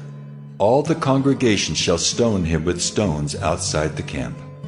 And all the congregation brought him outside the camp and stoned him to death with stones, as the Lord commanded Moses. The Lord said to Moses, "Speak to the people of Israel and tell them to make tassels on the corners of their garments throughout their generations, and to put a cord of blue on the tassel of each corner. And it shall be a tassel for you to look at, and remember all the commandments of the Lord to do them, not to follow after your own heart and your own eyes, which you are inclined to whore after. So you shall remember and do all my commandments, and be holy to your God. I am the Lord your God, who brought you out of the land of Egypt to be your God. I am the Lord your God." Numbers 16. Now Korah, the son of Izhar, son of Kohath, son of Levi, and Dathan and Abiram, the sons of Eliab, and On, the son of Peleth, sons of Reuben, took men. And they rose up before Moses with a number of the people of Israel, 250 chiefs of the congregation, chosen from the assembly, well-known men. They assembled themselves together against Moses and against Aaron, and said to them, "You have gone too far, for all in the congregation are holy, every one of them, and the Lord is among them. Why then do you exalt yourselves above the assembly of the Lord?" When Moses heard it, he fell on his face, and he said to Korah and all his company, "In the morning the Lord will show who is his and who is holy, and will bring him near to him. The one whom he chooses he will bring near to him. Do this: take censers, Korah and all his company, put fire in them, and put incense on them before the Lord tomorrow. And the man whom the Lord chooses shall be the Holy One. You have gone too far, sons of Levi." And Moses said to Korah, "Hear now, you sons of Levi, is it too small a thing for you that the God of Israel has separated you from the congregation of Israel to bring you near to himself, to do service in the tabernacle of the Lord, and to stand before the congregation to minister to them, and that he has brought you near him, and all your brothers, the sons of Levi, with you? And would you seek the priesthood also? Therefore, it is against the Lord that you and all your company have gathered together. What is Aaron that you grumble against him?" And Moses sent to call Dathan and Abiram, the sons of Eliab. And they said, "We will not come up. Is it a small thing that you have brought us up out of a land flowing with milk and honey to kill us in the wilderness, that you must also make yourself a prince over us?" Moreover, you have not brought us into a land flowing with milk and honey, nor given us inheritance of fields and vineyards. Will you put out the eyes of these men? We will not come up. And Moses was very angry, and said to the Lord, "Do not respect their offering. I have not taken one donkey from them, and I have not harmed one of them." And Moses said to Korah, "Be present, you and all your company, before the Lord, you and they and Aaron, tomorrow. And let every one of you take his censer and put incense on it. And every one of you bring before the Lord his censer, 250 censers, you also, and Aaron, each his censer." So every man took his censer and put fire in them, and laid incense on them, and stood at the entrance of the tent of meeting with Moses and Aaron. Then Korah assembled all the congregation against them at the entrance of the tent of meeting. And the glory of the Lord appeared to all the congregation. And the Lord spoke to Moses and to Aaron, saying, "Separate yourselves from among this congregation, that I may consume them in a moment." And they fell on their faces and said, "O God, the God of the spirits of all flesh. Shall one man sin? And will you be angry with all the congregation? And the Lord spoke to Moses, saying, Say to the congregation, Get away from the dwelling of Korah, Dathan, and Abiram. Then Moses rose and went to Dathan and Abiram, and the elders of Israel followed him. And he spoke to the congregation, saying, Depart, please, from the tents of these wicked men, and touch nothing of theirs, lest you be swept away with all their sins. So they got away from the dwelling of Korah, Dathan, and Abiram.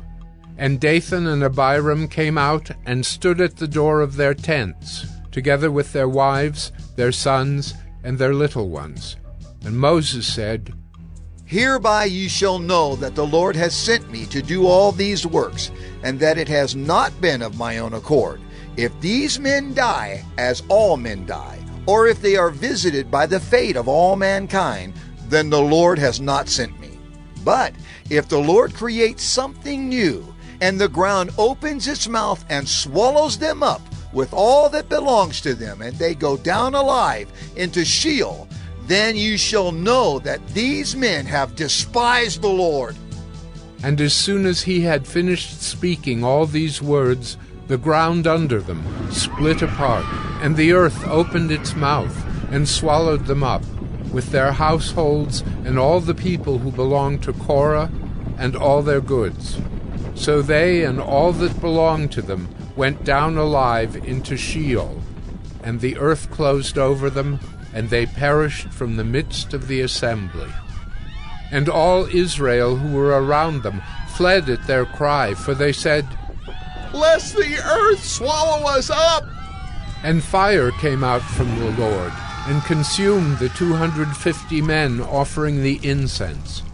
Then the Lord spoke to Moses, saying, Tell Eleazar the son of Aaron the priest to take up the censers out of the blaze.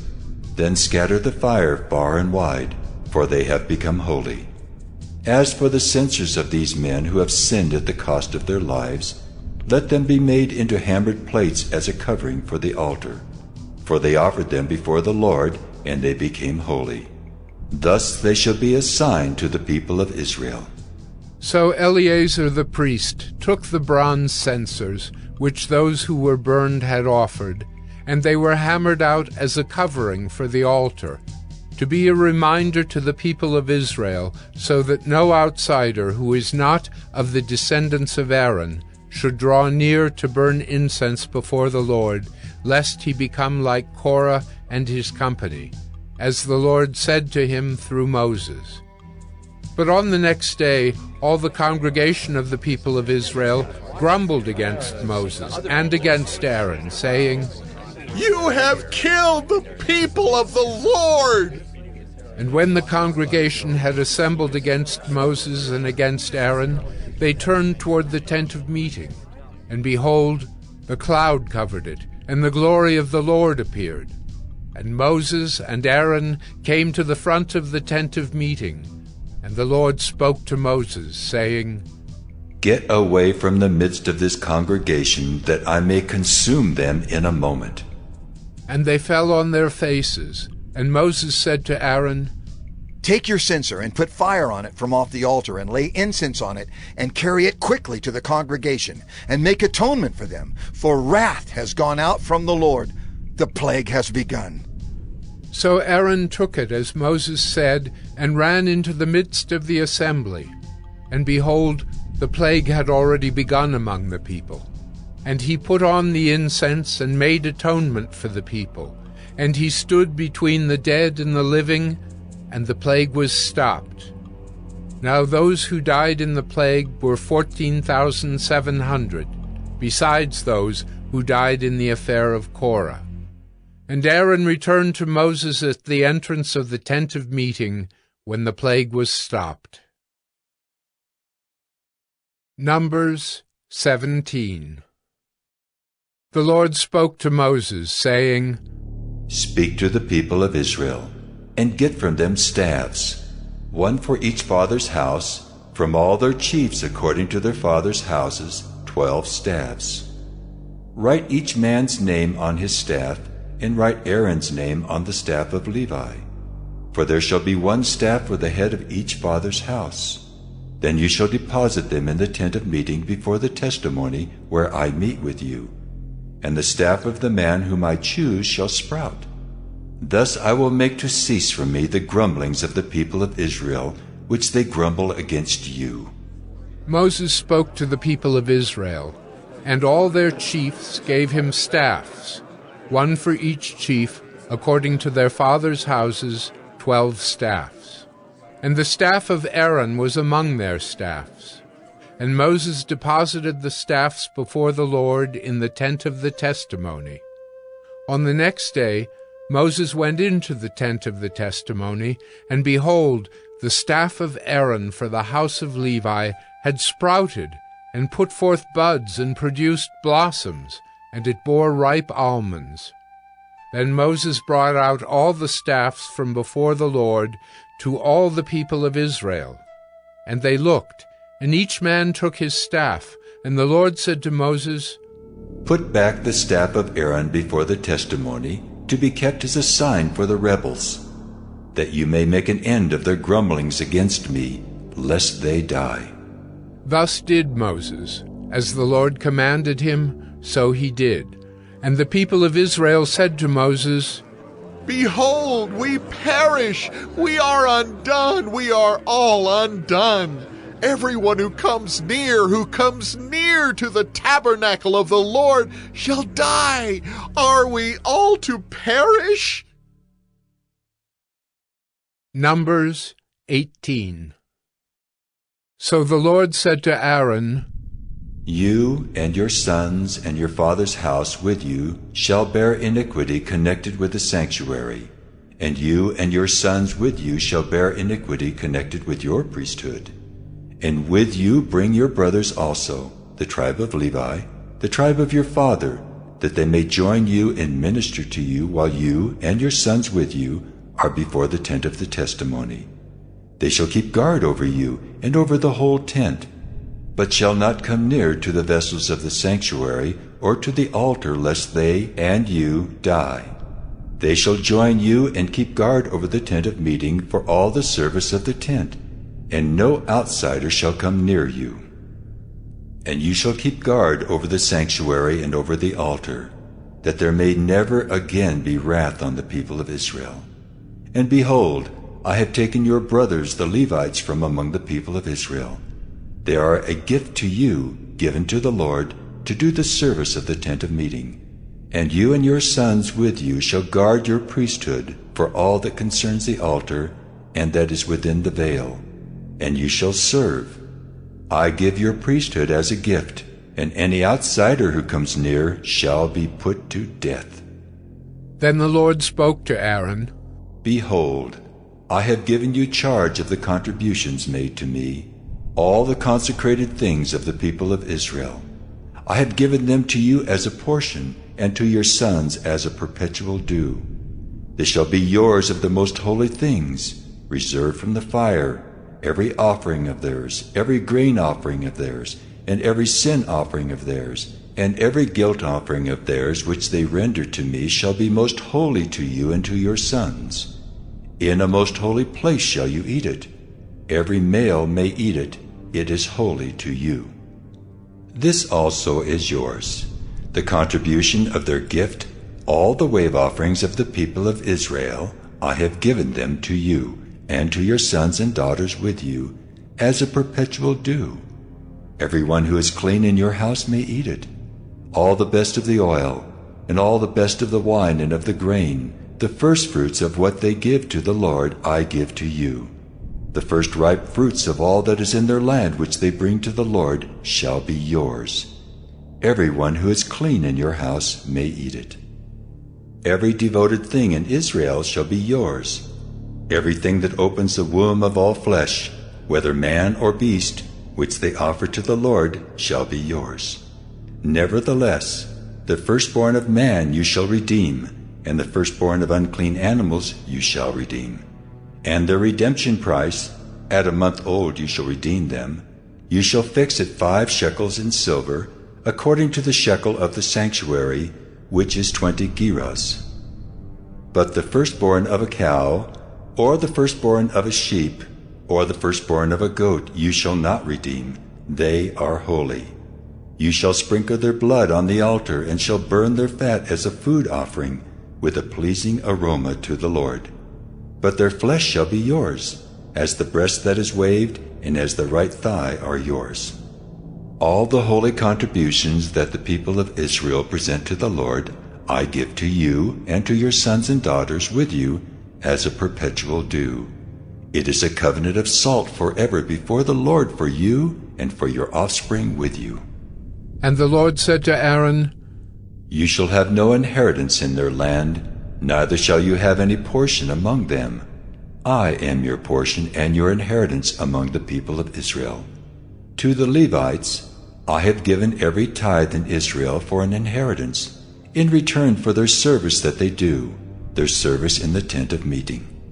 So that the people of Israel do not come near the tent of meeting, lest they bear sin and die. But the Levites shall do the service of the tent of meeting, and they shall bear their iniquity.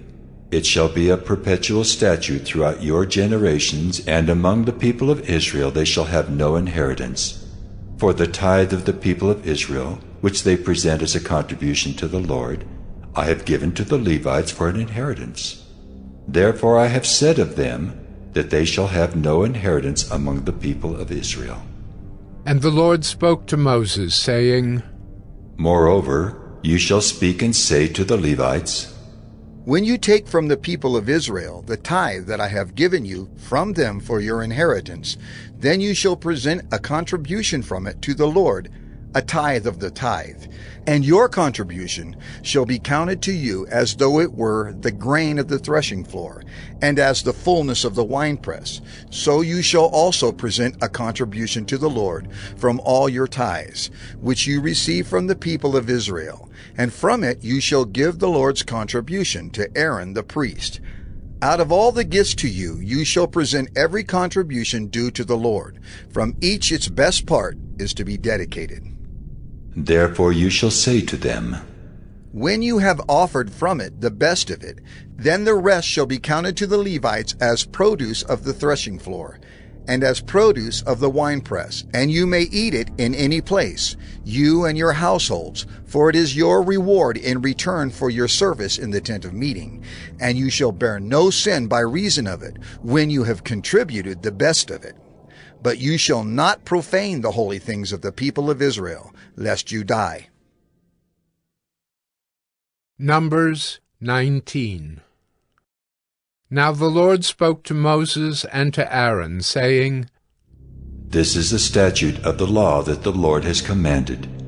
Tell the people of Israel to bring you a red heifer, without defect, in which there is no blemish, and on which a yoke has never come. And you shall give it to Eleazar the priest, and it shall be taken outside the camp and slaughtered before him. And Eleazar the priest shall take some of its blood with his finger, and sprinkle some of its blood toward the front of the tent of meeting 7 times. And the heifer shall be burned in his sight. Its skin, its flesh, and its blood, with its dung shall be burned. And the priest shall take cedar wood and hyssop and scarlet yarn, and throw them into the fire, burning the heifer. Then the priest shall wash his clothes and bathe his body in water, and afterward he may come into the camp. But the priest shall be unclean until evening. The one who burns the heifer shall wash his clothes in water, and bathe his body in water, and shall be unclean until evening.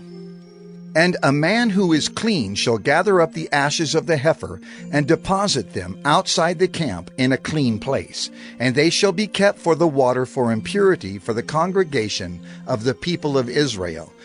It is a sin offering. And the one who gathers the ashes of the heifer shall wash his clothes and be unclean until evening, and this shall be a perpetual statute for the people of Israel, and for the stranger who sojourns among them. Whoever touches the dead body of any person shall be unclean 7 days. He shall cleanse himself with the water on the 3rd day and on the 7th day, and so be clean. But if he does not cleanse himself on the 3rd day and on the 7th day, he will not become clean. Whoever touches a dead person, the body of anyone who has died, and does not cleanse himself, defiles the tabernacle of the Lord, and that person shall be cut off from Israel. Because the water for impurity was not thrown on him, he shall be unclean. His uncleanness is still on him. This is the law when someone dies in a tent. Everyone who comes into the tent and everyone who is in the tent shall be unclean 7 days. And every open vessel that has no cover fastened on it is unclean. Whoever in the open field touches someone who was killed with a sword, or who died naturally, or touches a human bone or a grave, shall be unclean 7 days. For the unclean they shall take some ashes of the burnt sin offering, and fresh water shall be added in a vessel. Then a clean person shall take hyssop and dip it in the water and sprinkle it on the tent and on all the furnishings and on the persons who were there and on whoever touched the bone or the slain or the dead or the grave. And the clean person shall sprinkle it on the unclean on the 3rd day and on the 7th day. Thus on the 7th day he shall cleanse him, and he shall wash his clothes and bathe himself in water, and at evening he shall be clean. If the man who is unclean does not cleanse himself, that person shall be cut off from the midst of the assembly, since he has defiled the sanctuary of the Lord. Because the water for impurity has not been thrown on him, he is unclean, and it shall be a statute forever for them. The one who sprinkles the water for impurity shall wash his clothes, and the one who touches the water for impurity shall be unclean until evening. And whatever the unclean person touches shall be unclean, and anyone who touches it shall be unclean until evening. Numbers 20. And the people of Israel, the whole congregation, came into the wilderness of Zin in the 1st month, and the people stayed in Kadesh. And Miriam died there and was buried there. Now there was no water for the congregation, and they assembled themselves together against Moses and against Aaron. And the people quarreled with Moses and said, "Would that we had perished when our brothers perished before the Lord! Why have you brought the assembly of the Lord into this wilderness? That we should die here, both we and our cattle?" And why have you made us come up out of Egypt to bring us to this evil place? It is no place for grain or figs or vines or pomegranates, and there is no water to drink. Then Moses and Aaron went from the presence of the assembly to the entrance of the tent of meeting and fell on their faces. And the glory of the Lord appeared to them. And the Lord spoke to Moses, saying, "Take the staff and assemble the congregation, you and Aaron your brother, and tell the rock before their eyes to yield its water. So you shall bring water out of the rock for them, and give drink to the congregation and their cattle." And Moses took the staff from before the Lord, as he commanded him. Then Moses and Aaron gathered the assembly together before the rock, and he said to them, "Hear now, you rebels, shall we bring water for you out of this rock?" And Moses lifted up his hand and struck the rock with his staff twice, and water came out abundantly, and the congregation drank, and their livestock. And the Lord said to Moses and Aaron, "Because you did not believe in me to uphold me as holy in the eyes of the people of Israel, therefore you shall not bring this assembly into the land that I have given them." These are the waters of Meribah, where the people of Israel quarreled with the Lord, and through them he showed himself holy. Moses sent messengers from Kadesh to the king of Edom. "Thus says your brother Israel, you know all the hardship that we have met, how our fathers went down to Egypt, and we lived in Egypt a long time. And the Egyptians dealt harshly with us and our fathers. And when we cried to the Lord, he heard our voice and sent an angel and brought us out of Egypt. And here we are in Kadesh, a city on the edge of your territory. Please let us pass through your land. We will not pass through field or vineyard or drink water from a well. We will go along the king's highway. We will not turn aside to the right hand or to the left until we have passed through your territory." But Edom said to him, You shall not pass through, lest I come out with the sword against you. And the people of Israel said to him, We will go up by the highway, and if we drink of your water, I and my livestock, then I will pay for it. Let me only pass through on foot, nothing more. But he said, You shall not pass through. And Edom came out against them with a large army and with a strong force. Thus Edom refused to give Israel passage through his territory. So Israel turned away from him. And they journeyed from Kadesh, and the people of Israel, the whole congregation, came to Mount Hor. And the Lord said to Moses and Aaron at Mount Hor, on the border of the land of Edom, Let Aaron be gathered to his people, for he shall not enter the land that I have given to the people of Israel, because you rebelled against my command at the waters of Meribah. Take Aaron and Eleazar his son, and bring them up to Mount Hor, and strip Aaron of his garments, and put them on Eleazar his son, and Aaron shall be gathered to his people, and shall die there. Moses did as the Lord commanded, and they went up Mount Hor in the sight of all the congregation. And Moses stripped Aaron of his garments, and put them on Eleazar his son. And Aaron died there on the top of the mountain. Then Moses and Eleazar came down from the mountain, and when all the congregation saw that Aaron had perished, all the house of Israel wept for Aaron 30 days. Numbers 21.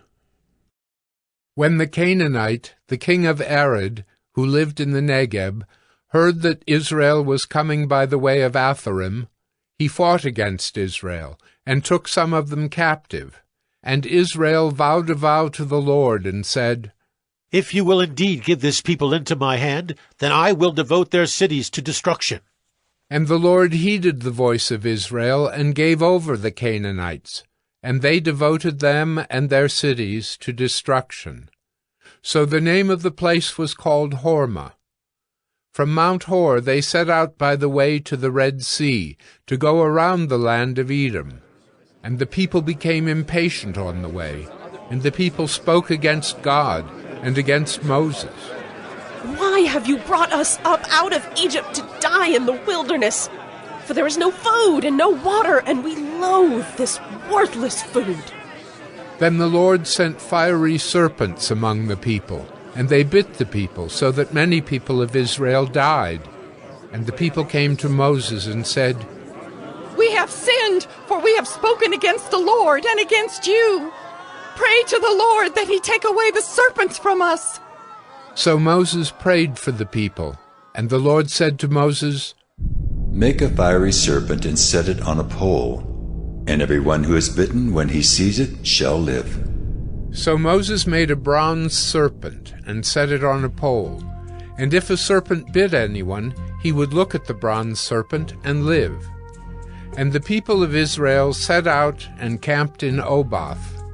And they set out from Oboth and camped at Abarim in the wilderness that is opposite Moab toward the sunrise. From there they set out and camped in the valley of Zered. From there they set out and camped on the other side of the Arnon, which is in the wilderness that extends from the border of the Amorites. For the Arnon is the border of Moab, between Moab and the Amorites. Therefore it is said in the book of the wars of the Lord, Waheb and Suphah, and the valleys of the Arnon, and the slope of the valleys that extends to the seat of Ar, and leans to the border of Moab.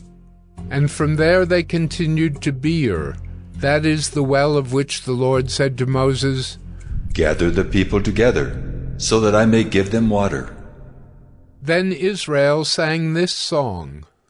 Spring up, O well, sing to it, the well that the princes made, that the nobles of the people dug, with the scepter and with their staffs. And from the wilderness they went on to Mattanah, and from Mattanah to Nahaliel, and from Nahaliel to Bamoth, and from Bamoth to the valley lying in the region of Moab, by the top of Pisgah, that looks down on the desert. Then Israel sent messengers to Sihon, king of the Amorites, saying, Let me pass through your land. We will not turn aside into field or vineyard. We will not drink the water of a well. We will go by the king's highway until we have passed through your territory. But Sihon would not allow Israel to pass through his territory. He gathered all his people together and went out against Israel to the wilderness and came to Jahaz and fought against Israel. And Israel defeated him with the edge of the sword and took possession of his land from the Arnon to the Jabbok, as far as to the Ammonites, for the border of the Ammonites was strong. And Israel took all these cities, and Israel settled in all the cities of the Amorites, in Heshbon and in all its villages. For Heshbon was the city of Sihon, the king of the Amorites, who had fought against the former king of Moab and taken all his land out of his hand as far as the Arnon. Therefore the ballad singers say, Come to Heshbon, let it be built, let the city of Sihon be established. For fire came out from Heshbon, flame from the city of Sihon.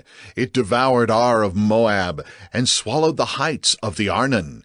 Woe to you, O Moab! You are undone, O people of Chemosh. He has made his sons fugitives, and his daughters captives to an Amorite king, Sihon. So we overthrew them. Heshbon, as far as Dibon, perished, and we laid waste as far as Nophah. Fire spread as far as Medeba. Thus Israel lived in the land of the Amorites. And Moses sent to spy out Jazer, and they captured its villages, and dispossessed the Amorites who were there. Then they turned, and went up by the way to Bashan.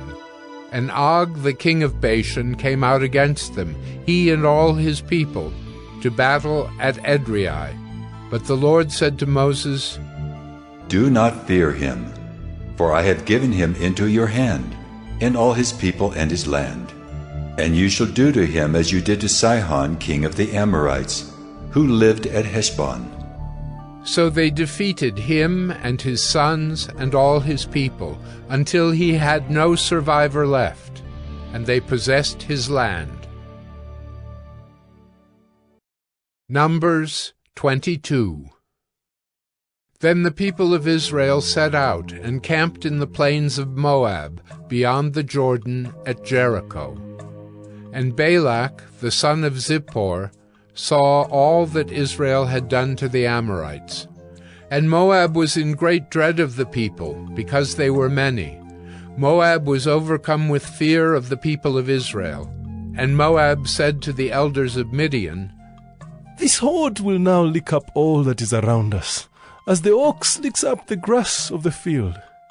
So Balak, the son of Zippor, who was king of Moab at that time, sent messengers to Balaam, the son of Beor, at Pethor, which is near the river in the land of the people of Ammon, to call him, saying, Behold, a people has come out of Egypt.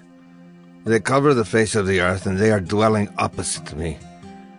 Come now, curse this people for me, since they are too mighty for me. Perhaps I shall be able to defeat them and drive them from the land. For I know that he whom you bless is blessed, and he whom you curse is cursed. So the elders of Moab and the elders of Midian departed with the fees for divination in their hand. And they came to Balaam, and gave him Balak's message. And he said to them, Lodge here tonight, and I will bring back word to you, as the Lord speaks to me. So the princes of Moab stayed with Balaam. And God came to Balaam and said, Who are these men with you? And Balaam said to God, Balak, the son of Zippor, king of Moab, has sent to me, saying, Behold, a people has come out of Egypt, and it covers the face of the earth. Now come, curse them for me. Perhaps I shall be able to fight against them and drive them out.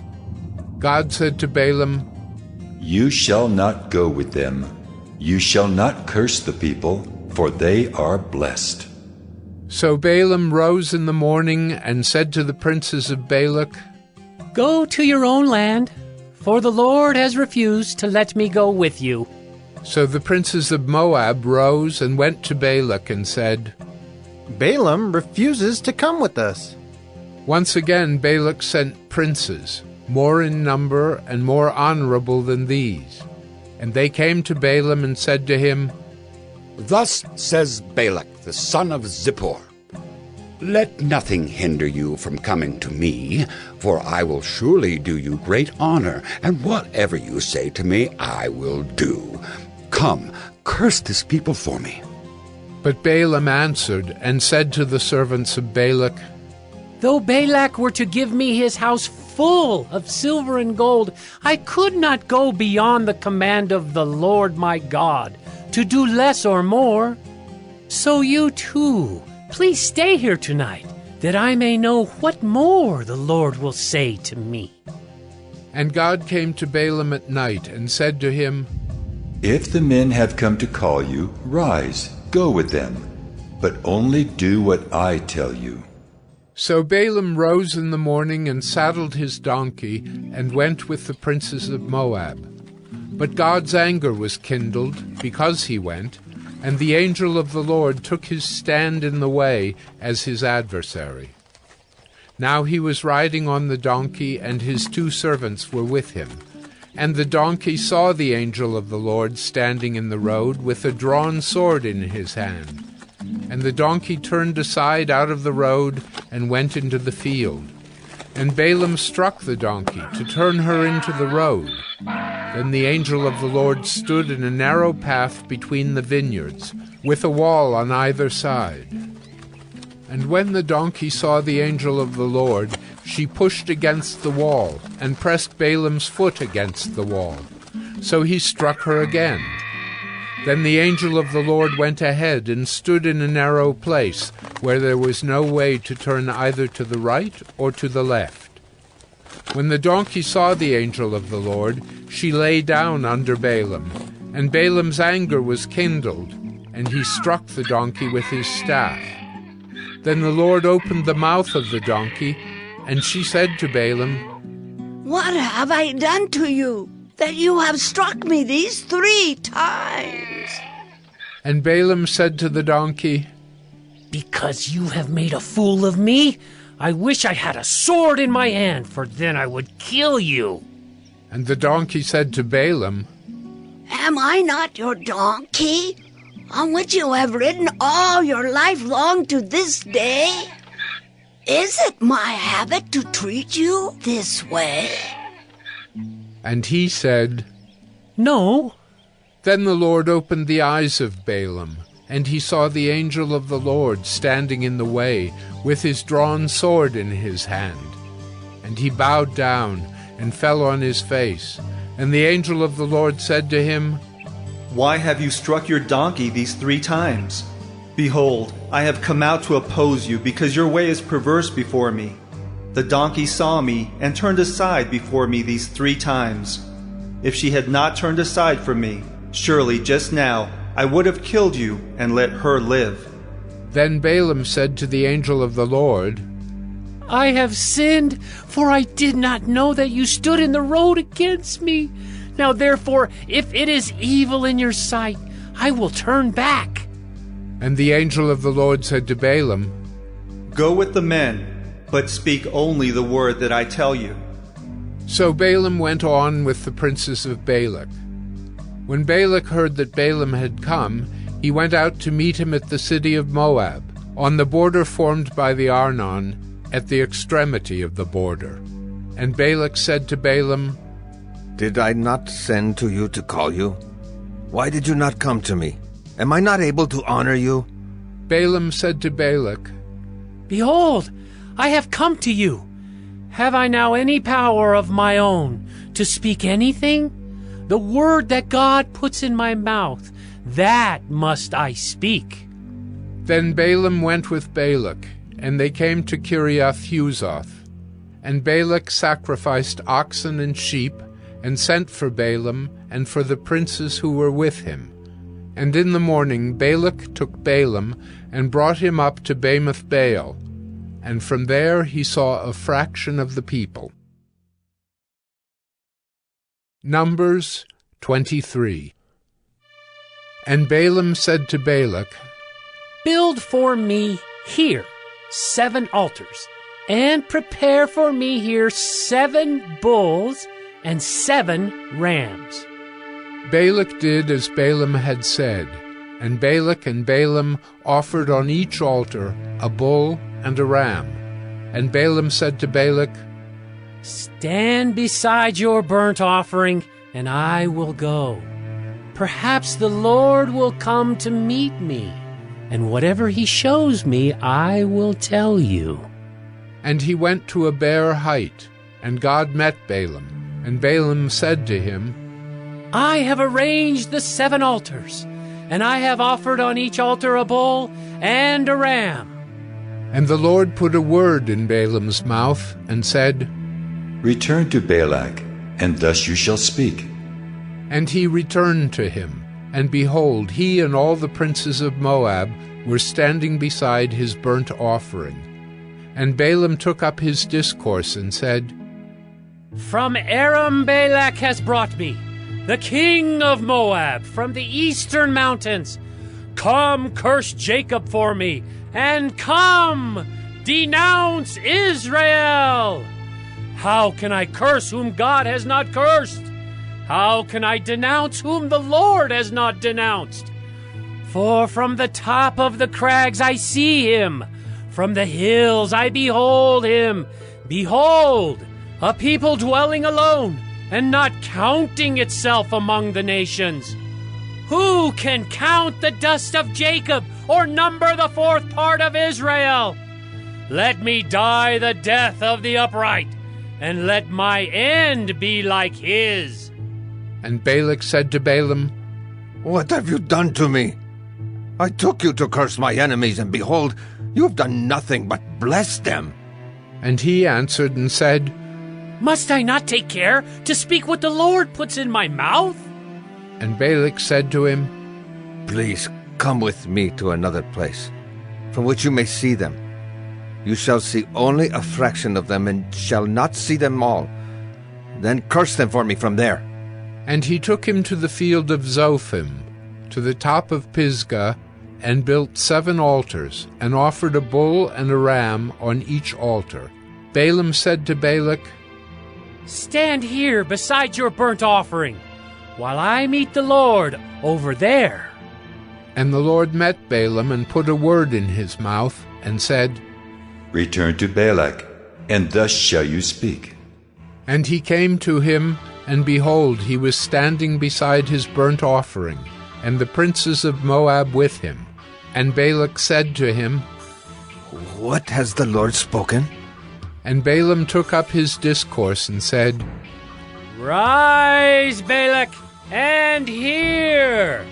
Give ear to me, O son of Zippor. God is not man, that he should lie, or a son of man, that he should change his mind. Has he said, and will he not do it? Or has he spoken, and will he not fulfill it? Behold, I received a command to bless. He has blessed, and I cannot revoke it. He has not beheld misfortune in Jacob, nor has he seen trouble in Israel. The Lord their God is with them, and the shout of a king is among them. God brings them out of Egypt, and is for them like the horns of the wild ox. For there is no enchantment against Jacob, no divination against Israel.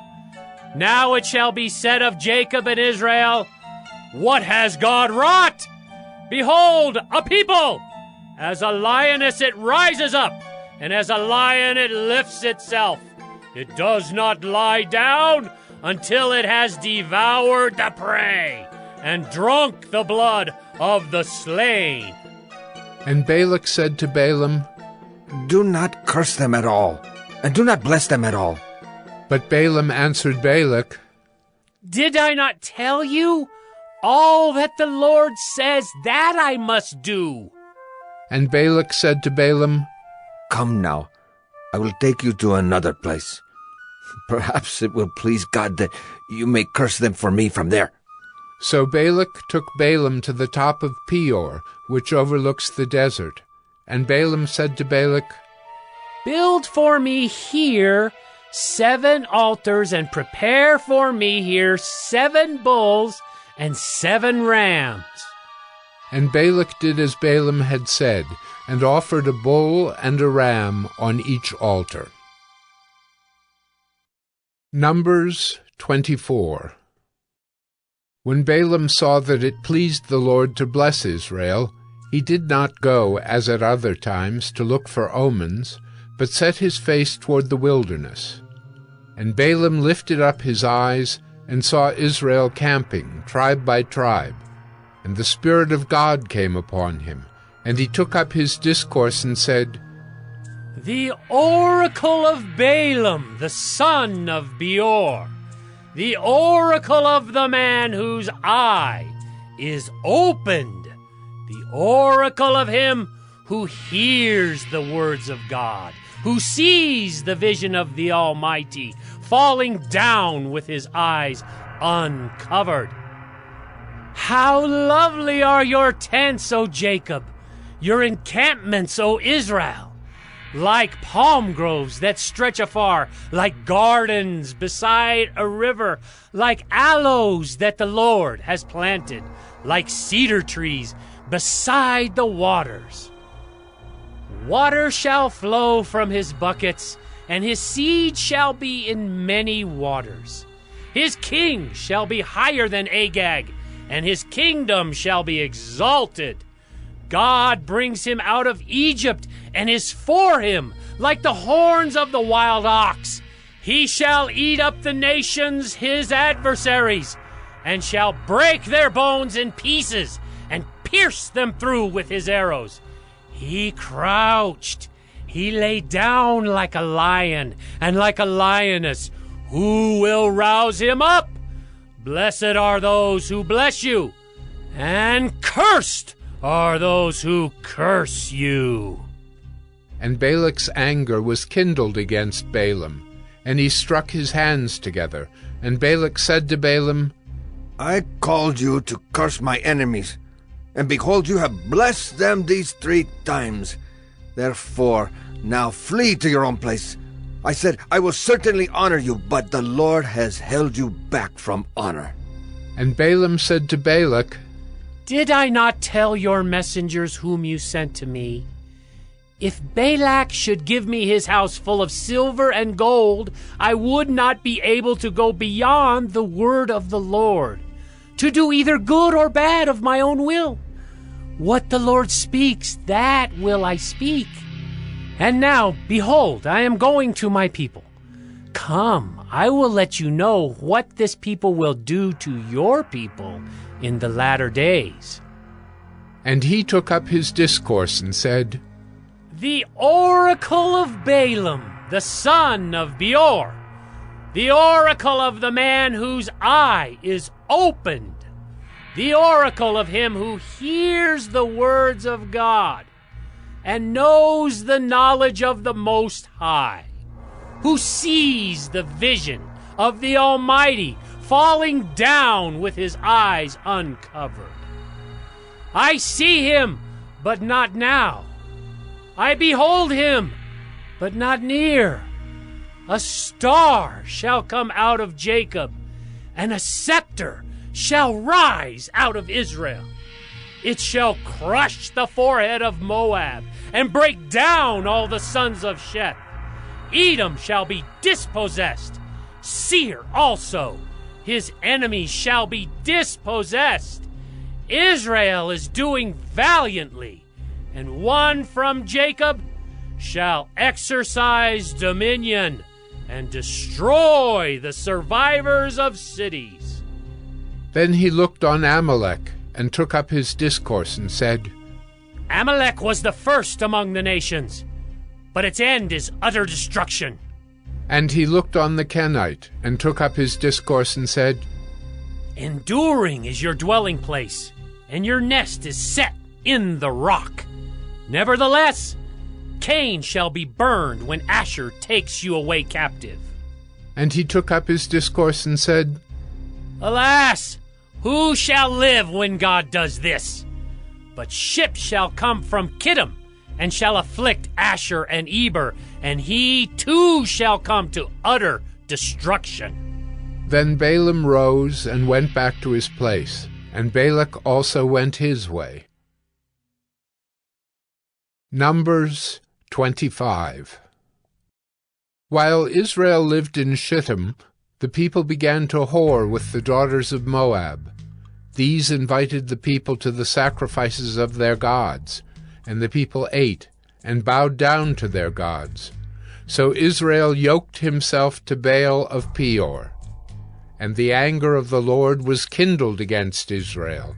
And the Lord said to Moses, Take all the chiefs of the people, and hang them in the sun before the Lord, that the fierce anger of the Lord may turn away from Israel. And Moses said to the judges of Israel, Each of you kill those of his men who have yoked themselves to Baal of Peor. And behold, one of the people of Israel came and brought a Midianite woman to his family, in the sight of Moses and in the sight of the whole congregation of the people of Israel, while they were weeping in the entrance of the tent of meeting. When Phinehas, the son of Eleazar, son of Aaron the priest, saw it, he rose and left the congregation and took a spear in his hand, and went after the man of Israel into the chamber and pierced both of them, the man of Israel and the woman, through her belly. Thus the plague on the people of Israel was stopped. Nevertheless, those who died by the plague were 24,000. And the Lord said to Moses, Phinehas, the son of Eleazar, son of Aaron the priest, has turned back my wrath from the people of Israel, in that he was jealous with my jealousy among them, so that I did not consume the people of Israel in my jealousy. Therefore say, Behold, I give to him my covenant of peace, and it shall be to him and to his descendants after him the covenant of a perpetual priesthood, because he was jealous for his God, and made atonement for the people of Israel. The name of the slain man of Israel, who was killed with the Midianite woman, was Zimri, the son of Salu, chief of a father's house belonging to the Simeonites. And the name of the Midianite woman who was killed was Cosbi, the daughter of Zur, who was the tribal head of a father's house in Midian. And the Lord spoke to Moses, saying, Harass the Midianites, and strike them down, for they have harassed you with their wiles, with which they beguiled you in the matter of Peor, and in the matter of Cosbi, the daughter of the chief of Midian, their sister who was killed on the day of the plague on account of Peor. Numbers 26. After the plague, the Lord said to Moses and to Eleazar the son of Aaron the priest, Take a census of all the congregation of the people of Israel, from 20 years old and upward by their fathers' houses, all in Israel who are able to go to war. And Moses and Eleazar the priest spoke with them in the plains of Moab, by the Jordan at Jericho, saying, Take a census of the people from 20 years old and upward. As the Lord commanded Moses. The people of Israel who came out of the land of Egypt were Reuben, the firstborn of Israel. The sons of Reuben, of Hanok, the clan of the Hanokites, of Palu, the clan of the Paluites, of Hezron, the clan of the Hezronites, of Carmi, the clan of the Carmites. These are the clans of the Reubenites, and those listed were 43,730. And the sons of Palu, Eliab. The sons of Eliab, Nemuel, Dathan, and Abiram. These are the Dathan and Abiram, chosen from the congregation, who contended against Moses and Aaron in the company of Korah, when they contended against the Lord, and the earth opened its mouth and swallowed them up together with Korah, when that company died, when the fire devoured 250 men, and they became a warning. But the sons of Korah did not die. The sons of Simeon according to their clans. Of Nemuel, the clan of the Nemulites. Of Jamin, the clan of the Jaminites. Of Jachin, the clan of the Jachinites. Of Zerah, the clan of the Zerahites. Of Shaul, the clan of the Shaulites. These are the clans of the Simeonites, 22,200. The sons of Gad, according to their clans. Of Zephon, the clan of the Zephonites. Of Haggi, the clan of the Haggites. Of Shunai, the clan of the Shunites. Of Ozni, the clan of the Oznites. Of Eri, the clan of the Erites. Of Arod, the clan of the Arodites. Of Areli, the clan of the Arelites. These are the clans of the sons of Gad, as they were listed, 40,500. The sons of Judah were and Onan, and and Onan died in the land of Canaan. And the sons of Judah, according to their clans, were of Shelah, the clan of the Shelonites. Of Perez, the clan of the Perizzites. Of Zerah, the clan of the Zerahites. And the sons of Perez were of Hezron, the clan of the Hezronites. Of Hamel, the clan of the Hamelites. These are the clans of Judah as they were listed, 76,500. The sons of Issachar, according to their clans. Of Tola, the clan of the Tolaites. Of Puvah, the clan of the Punites. Of Jashub, the clan of the Jashubites. Of Shimron, the clan of the Shimronites. These are the clans of Issachar as they were listed, 64,300. The sons of Zebulun, according to their clans. Of Sered, the clan of the Seredites. Of Elon, the clan of the Elonites. Of Jaleel, the clan of the Jaleelites. These are the clans of the Zebulunites as they were listed, 60,500. The sons of Joseph, according to their clans. Manasseh and Ephraim. The sons of Manasseh. Of Machir, the clan of the Machirites. And Machir was the father of Gilead. Of Gilead, the clan of the Gileadites. These are the sons of Gilead. Of Iezer, the clan of the Iezerites. Of Helek, the clan of the Helekites. And of Asriel, the clan of the Asrielites. And of Shechem, the clan of the Shechemites. And of Shemida, the clan of the Shemidaites. And of Hepher, the clan of the Hepherites. Now Zelophehad the son of Hepher had no sons, but daughters. And the names of the daughters of Zelophehad were Mahlah, Noah, Hoglah, Milcah, and Tirzah. These are the clans of Manasseh, and those listed were 52,700. These are the sons of Ephraim, according to their clans. Of Shuthelah, the clan of the Shuthelahites. Of Becher, the clan of the Becherites. Of Tahan, the clan of the Tahanites. And these are the sons of Shuthelah. Of Iran, the clan of the Iranites. These are the clans of the sons of Ephraim, as they were listed, 32,500. These are the sons of Joseph, according to their clans. The sons of Benjamin, according to their clans. Of Bela, the clan of the Belaites. Of Ashbel, the clan of the Ashbelites. Of Ahiram, the clan of the Ahiramites. Of Shephupham, the clan of the Shephuphamites. Of Hupham, the clan of the Huphamites. And the sons of Bela were Ard and Naaman. Of Ard, the clan of the Ardites. Of Naaman, the clan of the Naamites. These are the sons of Benjamin according to their clans, and those listed were 45,600. These are the sons of Dan according to their clans. Of Shuham, the clan of the Shuhamites. These are the clans of Dan according to their clans.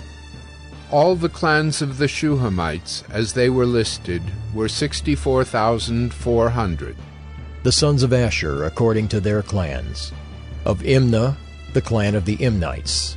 Of Ishvi, the clan of the Ishvites.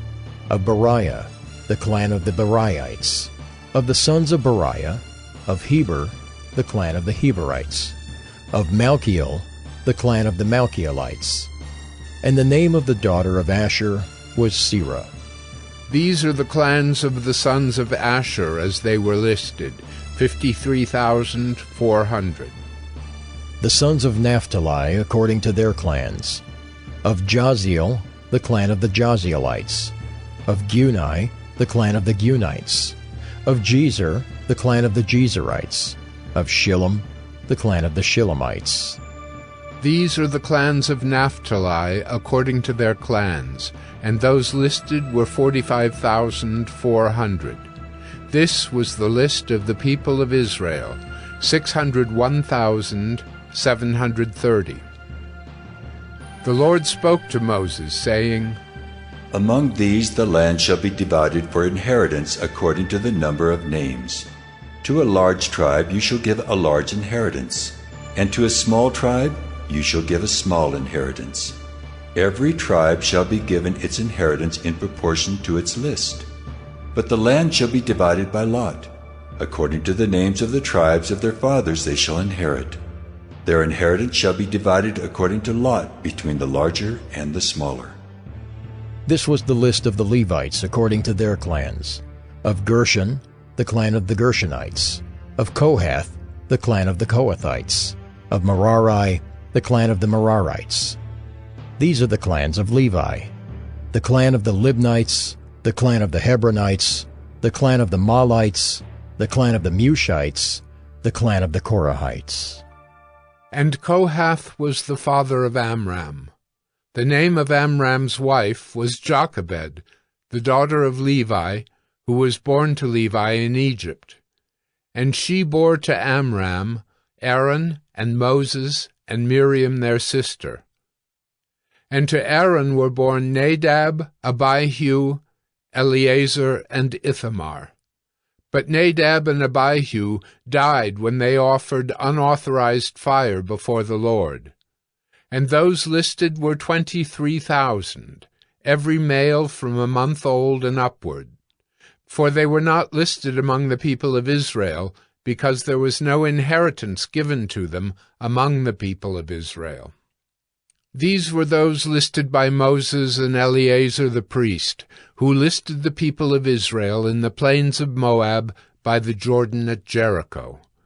But among these there was not one of those listed by Moses and Aaron the priest, who had listed the people of Israel in the wilderness of Sinai. For the Lord had said of them, They shall die in the wilderness. Not one of them was left, except Caleb the son of Jephunneh, and Joshua the son of Nun. Numbers 27. Then drew near the daughters of Zelophehad, the son of Hepher, son of Gilead, son of Machir, son of Manasseh, from the clans of Manasseh the son of Joseph. The names of his daughters were Mahlah, Noah, Hoglah, Milcah, and Tirzah. And they stood before Moses and before Eleazar the priest, and before the chiefs and all the congregation, at the entrance of the tent of meeting, saying, Our father died in the wilderness. He was not among the company of those who gathered themselves together against the Lord in the company of Korah, but died for his own sin. And he had no sons. Why should the name of our father be taken away from his clan because he had no son? Give to us a possession among our father's brothers. Moses brought their case before the Lord, and the Lord said to Moses, The daughters of Zelophehad are right. You shall give them possession of an inheritance among their father's brothers, and transfer the inheritance of their father to them. And you shall speak to the people of Israel, saying, If a man dies and has no son, then you shall transfer his inheritance to his daughter.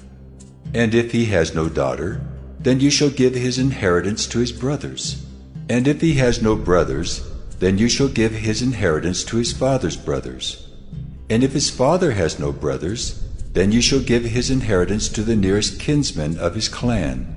and he shall possess it. And it shall be for the people of Israel a statute and rule, as the Lord commanded Moses. The Lord said to Moses, Go up into this mountain of Abarim, and see the land that I have given to the people of Israel. When you have seen it, you also shall be gathered to your people, as your brother Aaron was, because you rebelled against my word in the wilderness of Zin, when the congregation quarreled, failing to uphold me as holy at the waters before their eyes. These are the waters of Meribah of Kadesh in the wilderness of Zin. Moses spoke to the Lord, saying, Let the Lord, the God of the spirits of all flesh, appoint a man over the congregation, who shall go out before them and come in before them, who shall lead them out and bring them in, that the congregation of the Lord may not be as sheep that have no shepherd. So the Lord said to Moses, Take Joshua the son of Nun, a man in whom is the Spirit, and lay your hand on him. Make him stand before Eleazar the priest and all the congregation, and you shall commission him in their sight. You shall invest him with some of your authority, that all the congregation of the people of Israel may obey. And he shall stand before Eleazar the priest, who shall inquire for him by the judgment of the Urim before the Lord. At his word they shall go out, and at his word they shall come in, both he and all the people of Israel with him, the whole congregation. And Moses did as the Lord commanded him. He took Joshua and made him stand before Eleazar the priest and the whole congregation. And he laid his hands on him and commissioned him as the Lord directed through Moses. Numbers 28. The Lord spoke to Moses, saying, Command the people of Israel and say to them, My offering, my food for my food offerings, my pleasing aroma, you shall be careful to offer to me at its appointed time. And you shall say to them, This is the food offering that you shall offer to the Lord, 2 male lambs a year old without blemish, day by day as a regular offering. The one lamb you shall offer in the morning, and the other lamb you shall offer at twilight. Also 1/10 of an ephah of fine flour for a grain offering, mixed with 1/4 of a hin of beaten oil. It is a regular burnt offering, which was ordained at Mount Sinai for a pleasing aroma, a food offering to the Lord. Its drink offering shall be 1/4 of a hin for each lamb. In the holy place you shall pour out a drink offering of strong drink to the Lord. The other lamb you shall offer at twilight, like the grain offering of the morning, and like its drink offering you shall offer it as a food offering, with a pleasing aroma to the Lord. On the Sabbath day 2 male lambs a year old without blemish, and 2/10 of an ephah of fine flour for a grain offering mixed with oil, and its drink offering. This is the burnt offering of every Sabbath, besides the regular burnt offering and its drink offering. At the beginnings of your months you shall offer a burnt offering to the Lord, 2 bulls from the herd, 1 ram, 7 male lambs a year old without blemish. Also 3/10 of an ephah of fine flour for a grain offering, mixed with oil, for each bull, and 2/10 of fine flour for a grain offering, mixed with oil, for the 1 ram, and 1/10 of fine flour mixed with oil as a grain offering for every lamb, for a burnt offering, with a pleasing aroma, a food offering to the Lord. Their drink offerings shall be 1/2 a hin of wine for a bull, 1/3 of a hin for a ram, and 1/4 of a hin for a lamb. This is the burnt offering of each month throughout the months of the year. Also 1 male goat for a sin offering to the Lord. It shall be offered besides the regular burnt offering and its drink offering. On the 14th day of the first month is the Lord's Passover, and on the 15th day of this month is a feast. 7 days shall unleavened bread be eaten. On the first day there shall be a holy convocation. You shall not do any ordinary work, but offer a food offering, a burnt offering to the Lord, 2 bulls from the herd, 1 ram, and 7 male lambs a year old. See that they are without blemish. Also their grain offering of fine flour mixed with oil, 3/10 of an ephah shall you offer for a bull, and 2/10 for a ram. 1/10 shall you offer for each of the 7 lambs. Also 1 male goat for a sin offering, to make atonement for you. You shall offer these besides the burnt offering of the morning, which is for a regular burnt offering. In the same way you shall offer daily for 7 days the food of a food offering with a pleasing aroma to the Lord. It shall be offered besides the regular burnt offering and its drink offering. And on the 7th day you shall have a holy convocation. You shall not do any ordinary work. On the day of the first fruits, when you offer a grain offering of new grain to the Lord at your feast of weeks, you shall have a holy convocation. You shall not do any ordinary work, but offer a burnt offering with a pleasing aroma to the Lord. 2 bulls from the herd, 1 ram, 7 male lambs a year old, also their grain offering of fine flour mixed with oil. 3/10 of an ephah for each bull, 2/10 for 1 ram, 1/10 for each of the 7 lambs, with 1 male goat to make atonement for you. Besides the regular burnt offering and its grain offering, you shall offer them and their drink offering. See that they are without blemish. Numbers 29. On the first day of the 7th month you shall have a holy convocation. You shall not do any ordinary work. It is a day for you to blow the trumpets, and you shall offer a burnt offering for a pleasing aroma to the Lord. 1 bull from the herd, 1 ram, 7 male lambs a year old without blemish. Also their grain offering of fine flour mixed with oil, 3/10 of an ephah for the bull, 2/10 for the ram, and 1/10 for each of the 7 lambs, with 1 male goat for a sin offering to make atonement for you. Besides the burnt offering of the new moon and its grain offering, and the regular burnt offering and its grain offering and their drink offering, according to the rule for them, for a pleasing aroma, a food offering to the Lord. On the 10th day of this 7th month you shall have a holy convocation, and afflict yourselves. You shall do no work, but you shall offer a burnt offering to the Lord, a pleasing aroma, 1 bull from the herd, 1 ram, 7 male lambs a year old. See that they are without blemish, and their grain offering shall be of fine flour mixed with oil, 3/10 of an ephah for the bull, 2/10 for the 1 ram, 1/10 for each of the 7 lambs, also 1 male goat for a sin offering. Besides the sin offering of atonement, and the regular burnt offering, and its grain offering, and their drink offerings. On the 15th day of the 7th month you shall have a holy convocation. You shall not do any ordinary work, and you shall keep a feast to the Lord 7 days. And you shall offer a burnt offering, a food offering, with a pleasing aroma to the Lord. 13 bulls from the herd, 2 rams, 14 male lambs a year old. They shall be without blemish, and their grain offering of fine flour mixed with oil, 3/10 of an ephah for each of the 13 bulls, 2/10 for each of the 2 rams, and 1/10 for each of the 14 lambs. Also 1 male goat for a sin offering, besides the regular burnt offering, its grain offering, and its drink offering. On the 2nd day 12 bulls from the herd, 2 rams, 14 male lambs a year old without blemish, with the grain offering and the drink offerings for the bulls, for the rams, and for the lambs, in the prescribed quantities. Also 1 male goat for a sin offering, besides the regular burnt offering, and its grain offering, and their drink offerings.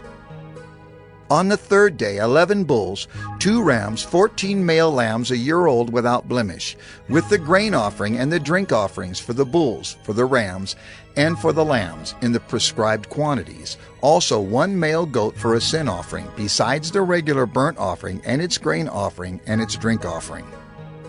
On the 4th day 10 bulls, 2 rams, 14 male lambs a year old without blemish, with the grain offering and the drink offerings for the bulls, for the rams, and for the lambs, in the prescribed quantities.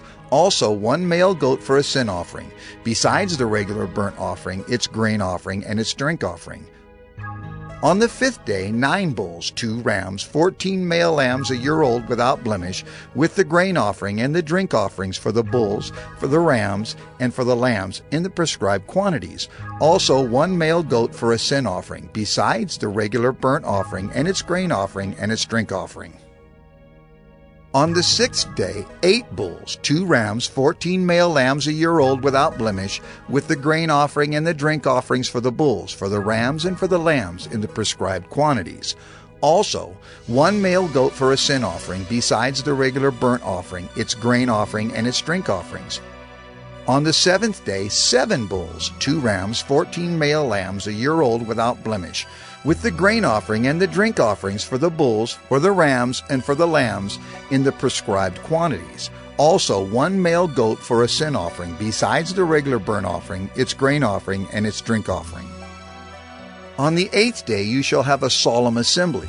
You shall not do any ordinary work, but you shall offer a burnt offering, a food offering with a pleasing aroma to the Lord, 1 bull, 1 ram, 7 male lambs a year old without blemish, and the grain offering and the drink offerings for the bull, for the ram, and for the lambs in the prescribed quantities. Also 1 male goat for a sin offering, besides the regular burnt offering and its grain offering and its drink offering. These you shall offer to the Lord at your appointed feast, in addition to your vow offerings and your free will offerings, for your burnt offerings, and for your grain offerings, and for your drink offerings, and for your peace offerings. So Moses told the people of Israel everything, just as the Lord had commanded Moses. Numbers 30. Moses spoke to the heads of the tribes of the people of Israel, saying, This is what the Lord has commanded. If a man vows a vow to the Lord, or swears an oath to bind himself by a pledge, he shall not break his word. He shall do according to all that proceeds out of his mouth. If a woman vows a vow to the Lord, and binds herself by a pledge while within her father's house in her youth, and her father hears of her vow and of her pledge by which she has bound herself, and says nothing to her, then all her vows shall stand, and every pledge by which she has bound herself shall stand. But if her father opposes her on the day that he hears of it, no vow of hers, no pledge by which she has bound herself shall stand, and the Lord will forgive her, because her father opposed her.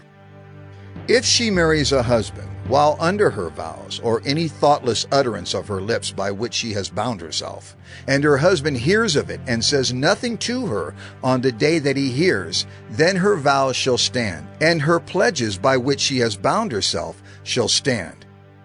But if on the day that her husband comes to hear of it, he opposes her, then he makes void her vow that was on her, and the thoughtless utterance of her lips by which she bound herself, and the Lord will forgive her.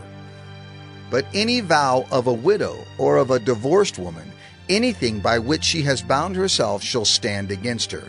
And if she vowed in her husband's house, or bound herself by a pledge with an oath, and her husband heard of it and said nothing to her, and did not oppose her, then all her vows shall stand, and every pledge by which she bound herself shall stand. But if her husband makes them null and void on the day that he hears them, then whatever proceeds out of her lips concerning her vows, or concerning her pledge of herself, shall not stand. Her husband has made them void, and the Lord will forgive her. Any vow and any binding oath to afflict herself, her husband may establish, or her husband may make void. But if her husband says nothing to her from day to day, then he establishes all her vows, or all her pledges that are upon her. He has established them, because he said nothing to her on the day that he heard of them. But if he makes them null and void after he has heard of them, then he shall bear her iniquity. These are the statutes that the Lord commanded Moses about a man and his wife, and about a father and his daughter while she is in her youth within her father's house. Numbers 31. The Lord spoke to Moses, saying, Avenge the people of Israel on the Midianites. Afterward you shall be gathered to your people. So Moses spoke to the people, saying, Arm men from among you for the war, that they may go against Midian, to execute the Lord's vengeance on Midian. You shall send 1,000 from each of the tribes of Israel to the war. So there were provided out of the thousands of Israel 1,000 from each tribe, 12,000 armed for war. And Moses sent them to the war, 1,000 from each tribe, together with Phinehas, the son of Eleazar the priest, with the vessels of the sanctuary and the trumpets for the alarm in his hand. They warred against Midian, as the Lord commanded Moses, and killed every male. They killed the kings of Midian with the rest of their slain, Evi, Rechem, Zur, Hur, and Reba, the 5 kings of Midian. And they also killed Balaam the son of Beor with the sword. And the people of Israel took captive the women of Midian and their little ones, and they took as plunder all their cattle, their flocks, and all their goods. All their cities in the places where they lived, and all their encampments, they burned with fire, and took all the spoil and all the plunder, both of man and of beast. Then they brought the captives and the plunder and the spoil to Moses, and to Eleazar the priest, and to the congregation of the people of Israel, at the camp on the plains of Moab by the Jordan at Jericho.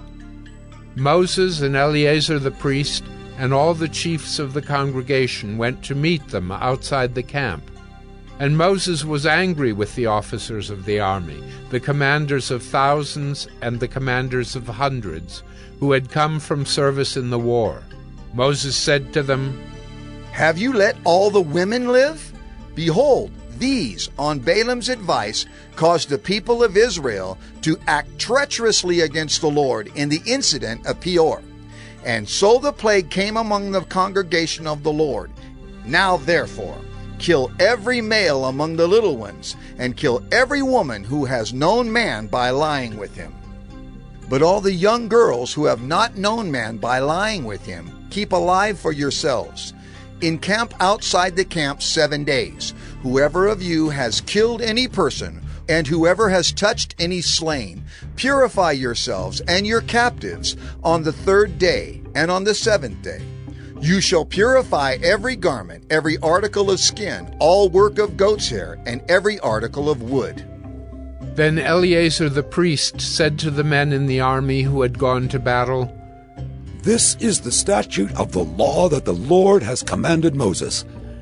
Only the gold, the silver, the bronze, the iron, the tin, and the lead, everything that can stand the fire, you shall pass through the fire, and it shall be clean. Nevertheless, it shall also be purified with the water for impurity, and whatever cannot stand the fire, you shall pass through the water. You must wash your clothes on the 7th day, and you shall be clean, and afterward you may come into the camp."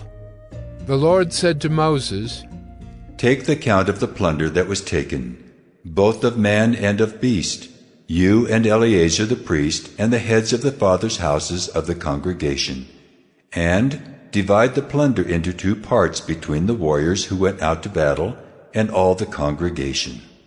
And levy for the Lord a tribute from the men of war who went out to battle, 1 out of 500 of the people, and of the oxen, and of the donkeys, and of the flocks. Take it from their half, and give it to Eleazar the priest as a contribution to the Lord. And from the people of Israel's half, you shall take 1 drawn out of every 50 of the people, of the oxen, of the donkeys, and of the flocks of all the cattle, and give them to the Levites who keep guard over the tabernacle of the Lord." And Moses and Eleazar the priest did as the Lord commanded Moses.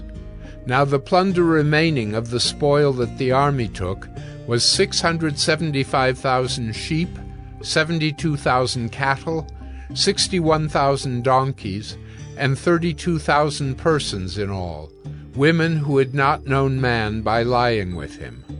And the half, the portion of those who had gone out in the army, numbered 337,500 sheep.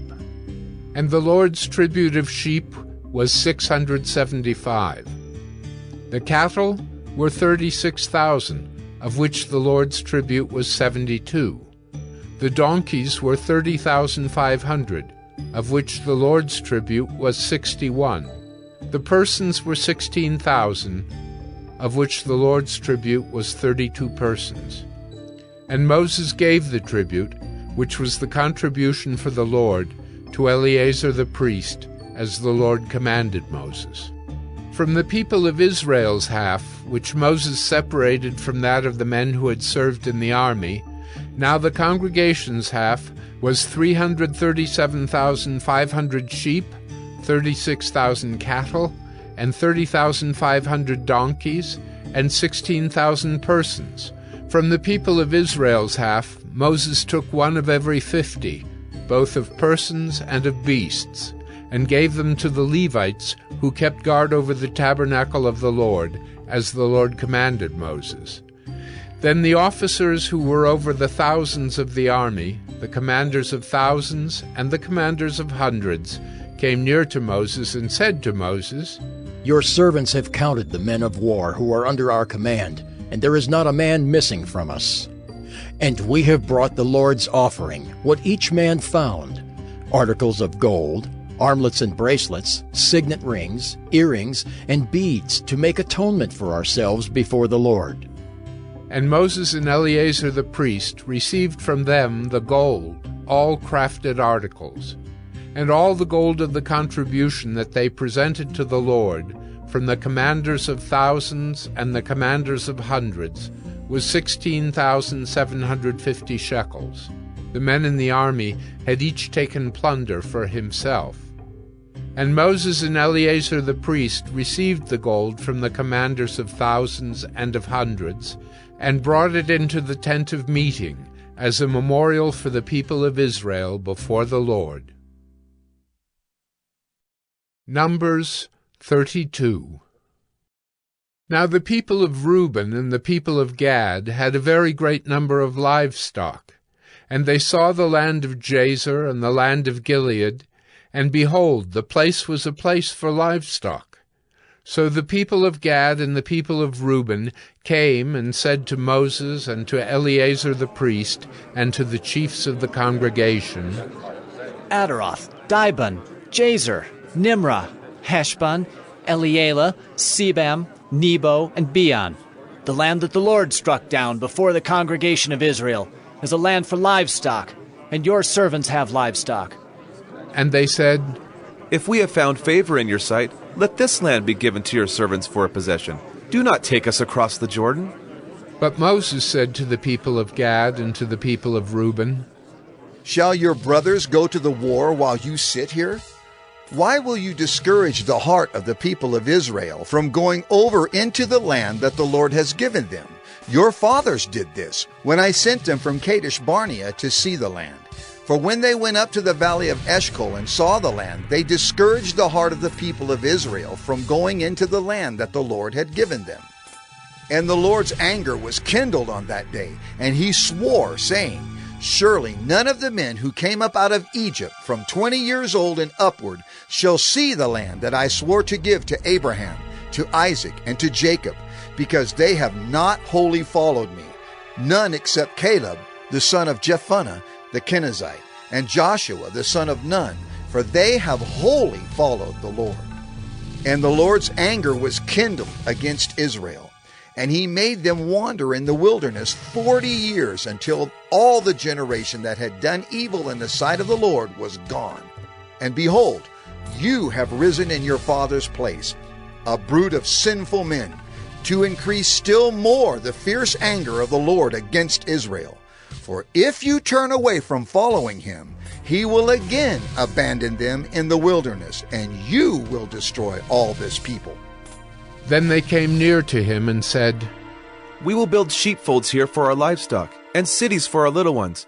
But we will take up arms, ready to go before the people of Israel, until we have brought them to their place. And our little ones shall live in the fortified cities, because of the inhabitants of the land. We will not return to our homes until each of the people of Israel has gained his inheritance. For we will not inherit with them on the other side of the Jordan and beyond, because our inheritance has come to us on this side of the Jordan, to the east." So Moses said to them, "If you will do this, if you will take up arms to go before the Lord for the war, and every armed man of you will pass over the Jordan before the Lord until he has driven out his enemies from before him, and the land is subdued before the Lord, then after that you shall return and be free of obligation to the Lord and to Israel. And this land shall be your possession before the Lord. But if you will not do so, behold, you have sinned against the Lord, and be sure your sin will find you out. Build cities for your little ones, and folds for your sheep, and do what you have promised." And the people of Gad and the people of Reuben said to Moses, "Your servants will do as my Lord commands. Our little ones, our wives, our livestock, and all our cattle shall remain there in the cities of Gilead." "But your servants will pass over, every man who is armed for war before the Lord to battle as my Lord orders."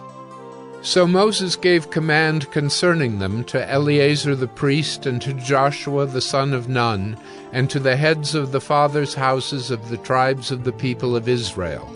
And Moses said to them, "If the people of Gad and the people of Reuben, every man who is armed to battle before the Lord, will pass with you over the Jordan, and the land shall be subdued before you, then you shall give them the land of Gilead for a possession.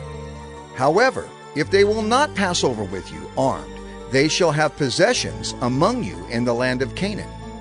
And the people of Gad and the people of Reuben answered, "What the Lord has said to your servants, we will do. We will pass over armed before the Lord into the land of Canaan, and the possession of our inheritance shall remain with us beyond the Jordan."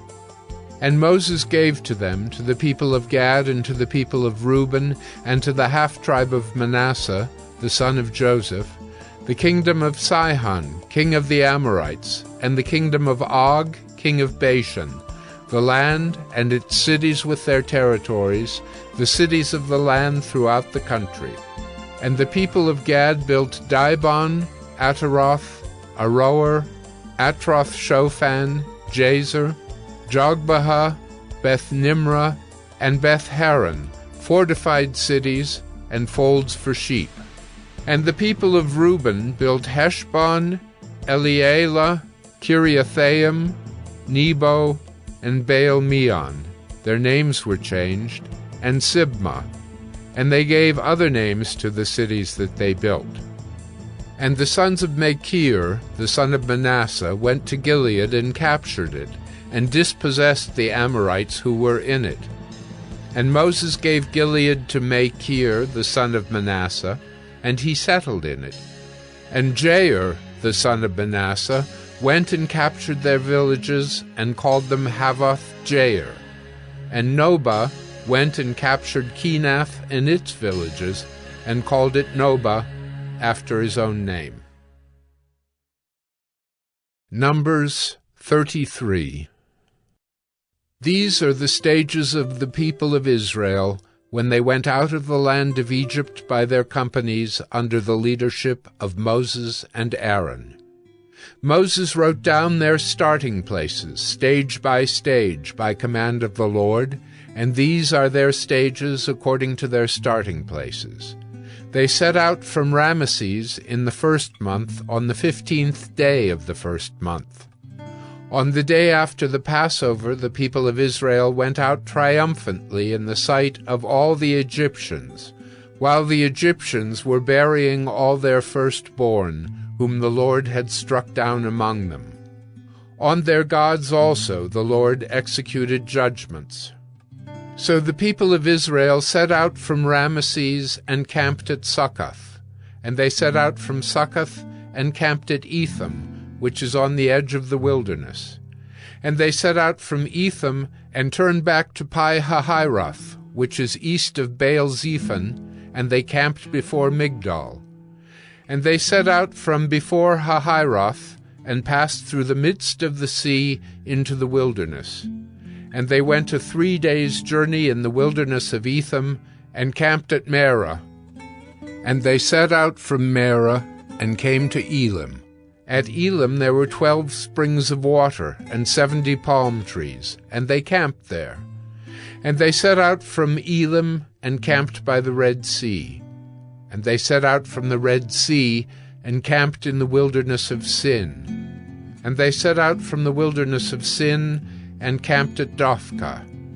And they set out from Dophkah and camped at Elish. And they set out from Elish and camped at Rephidim, where there was no water for the people to drink. And they set out from Rephidim and camped in the wilderness of Sinai.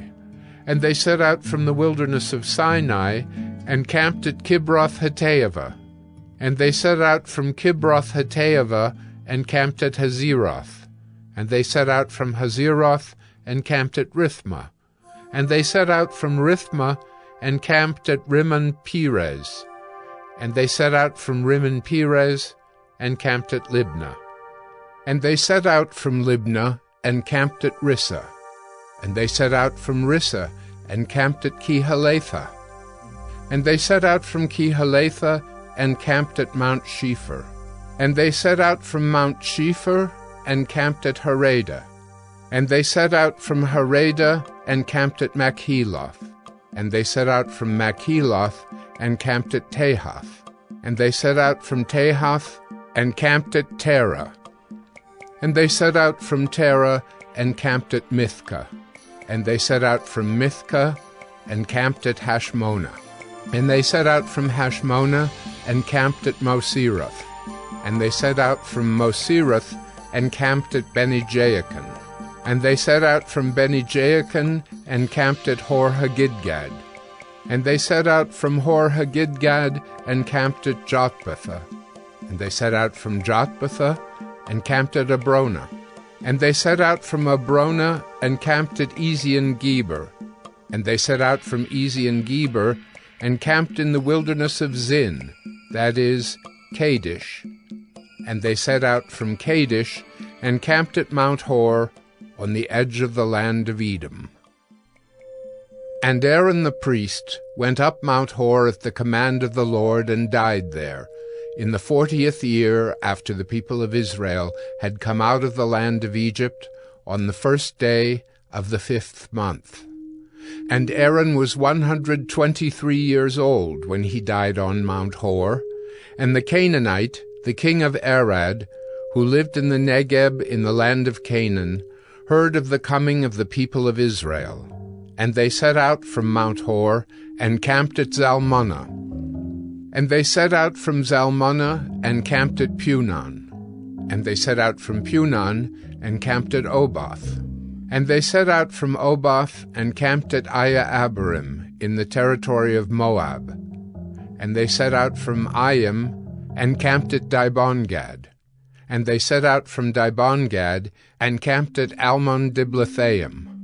And they set out from Almon-Diblathaim, and camped in the mountains of Abarim, before Nebo.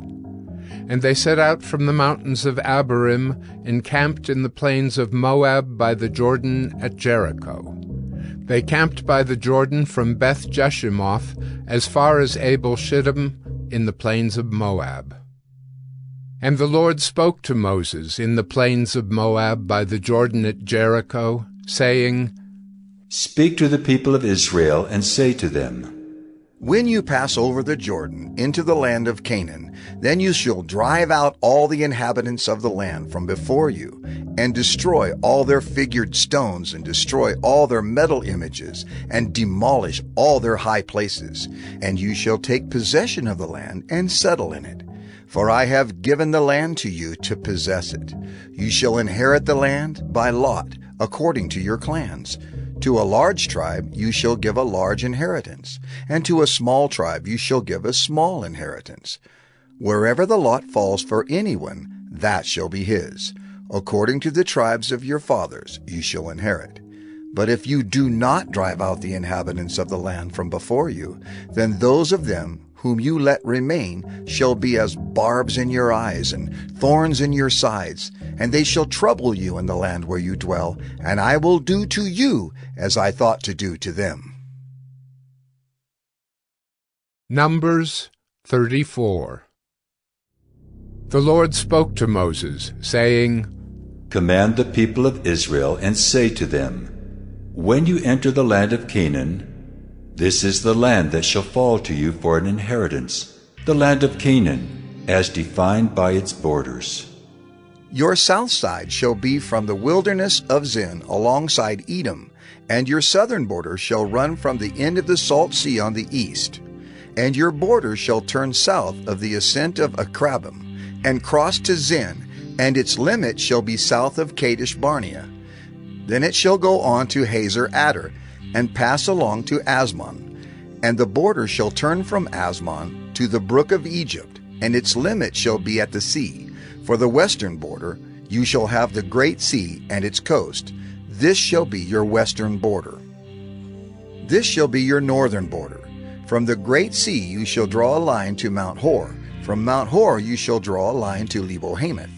And the limit of the border shall be at Zedad. Then the border shall extend to Ziphron, and its limit shall be at Hazer Enan. This shall be your northern border. You shall draw a line for your eastern border from Hazer Enan to Shepham.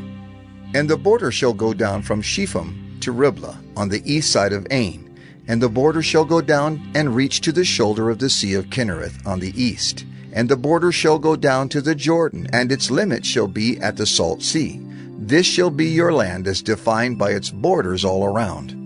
Moses commanded the people of Israel, saying, This is the land that you shall inherit by lot, which the Lord has commanded to give to the 9 tribes and to the half-tribe. For the tribe of the people of Reuben by fathers' houses, and the tribe of the people of Gad by their fathers' houses, have received their inheritance, and also the half-tribe of Manasseh. The 2 tribes and the half-tribe have received their inheritance beyond the Jordan, east of Jericho, toward the sunrise. The Lord spoke to Moses, saying, These are the names of the men who shall divide the land to you for inheritance: Eleazar the priest, and Joshua the son of Nun. You shall take 1 chief from every tribe to divide the land for inheritance. These are the names of the men. Of the tribe of Judah, Caleb the son of Jephunneh. Of the tribe of the people of Simeon, Shemuel the son of Ammihud. Of the tribe of Benjamin, Elidad the son of Kislon. Of the tribe of the people of Dan, a chief, Buckai the son of Joglai. Of the people of Joseph, of the tribe of the people of Manasseh, a chief, Haniel the son of Ephod. And of the tribe of the people of Ephraim, a chief, Kemuel the son of Shiftan. Of the tribe of the people of Zebulun, a chief, Elizaphan the son of Parnak. Of the tribe of the people of Issachar, a chief, Paltiel the son of Azan. And of the tribe of the people of Asher, a chief, Ahihud the son of Shalomai. Of the tribe of the people of Naphtali, a chief, Pedahel the son of Ammihud. These are the men whom the Lord commanded to divide the inheritance for the people of Israel in the land of Canaan. Numbers 35. The Lord spoke to Moses in the plains of Moab by the Jordan at Jericho, saying, Command the people of Israel to give to the Levites some of the inheritance of their possession as cities for them to dwell in. And you shall give to the Levites pasture lands around the cities. The cities shall be theirs to dwell in, and their pasture lands shall be for their cattle, and for their livestock, and for all their beasts. The pasture lands of the cities, which you shall give to the Levites, shall reach from the wall of the city outward 1,000 cubits all around.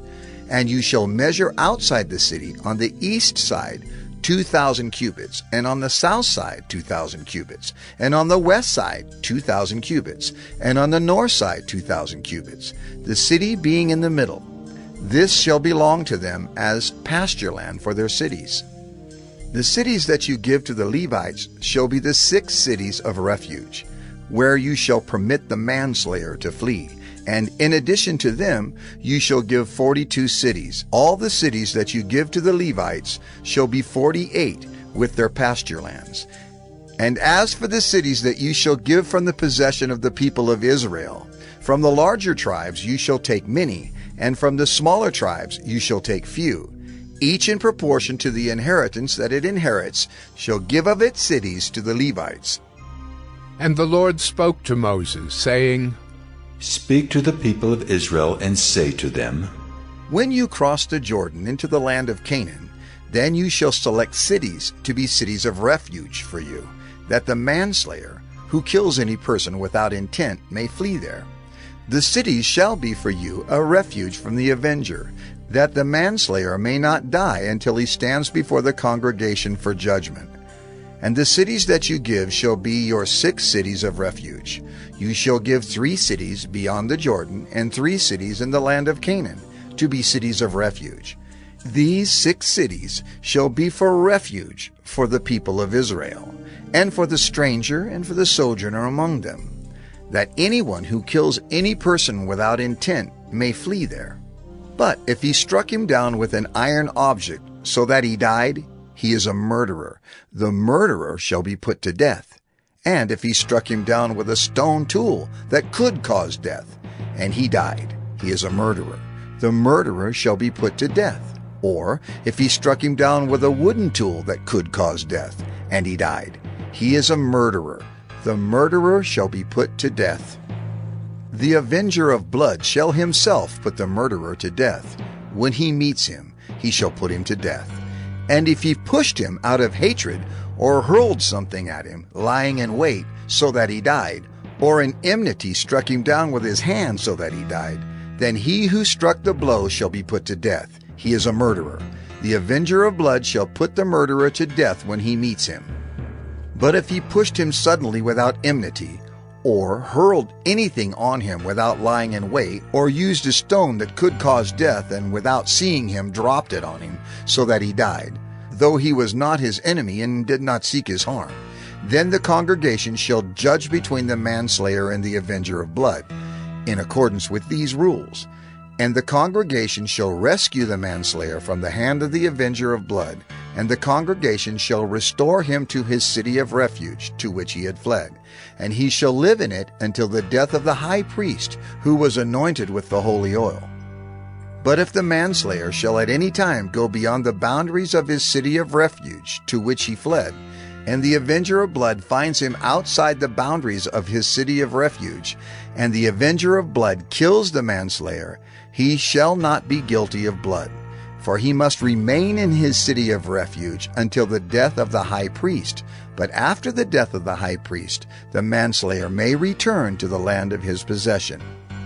And these things shall be for a statute and rule for you throughout your generations in all your dwelling places.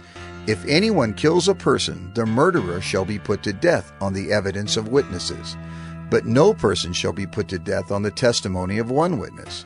Moreover, you shall accept no ransom for the life of a murderer, who is guilty of death, but he shall be put to death. And you shall accept no ransom for him who has fled to his city of refuge, that he may return to dwell in the land before the death of the high priest.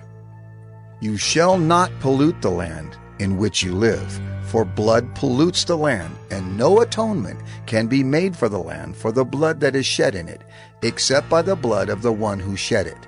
You shall not defile the land in which you live, in the midst of which I dwell, for I, the Lord, dwell in the midst of the people of Israel.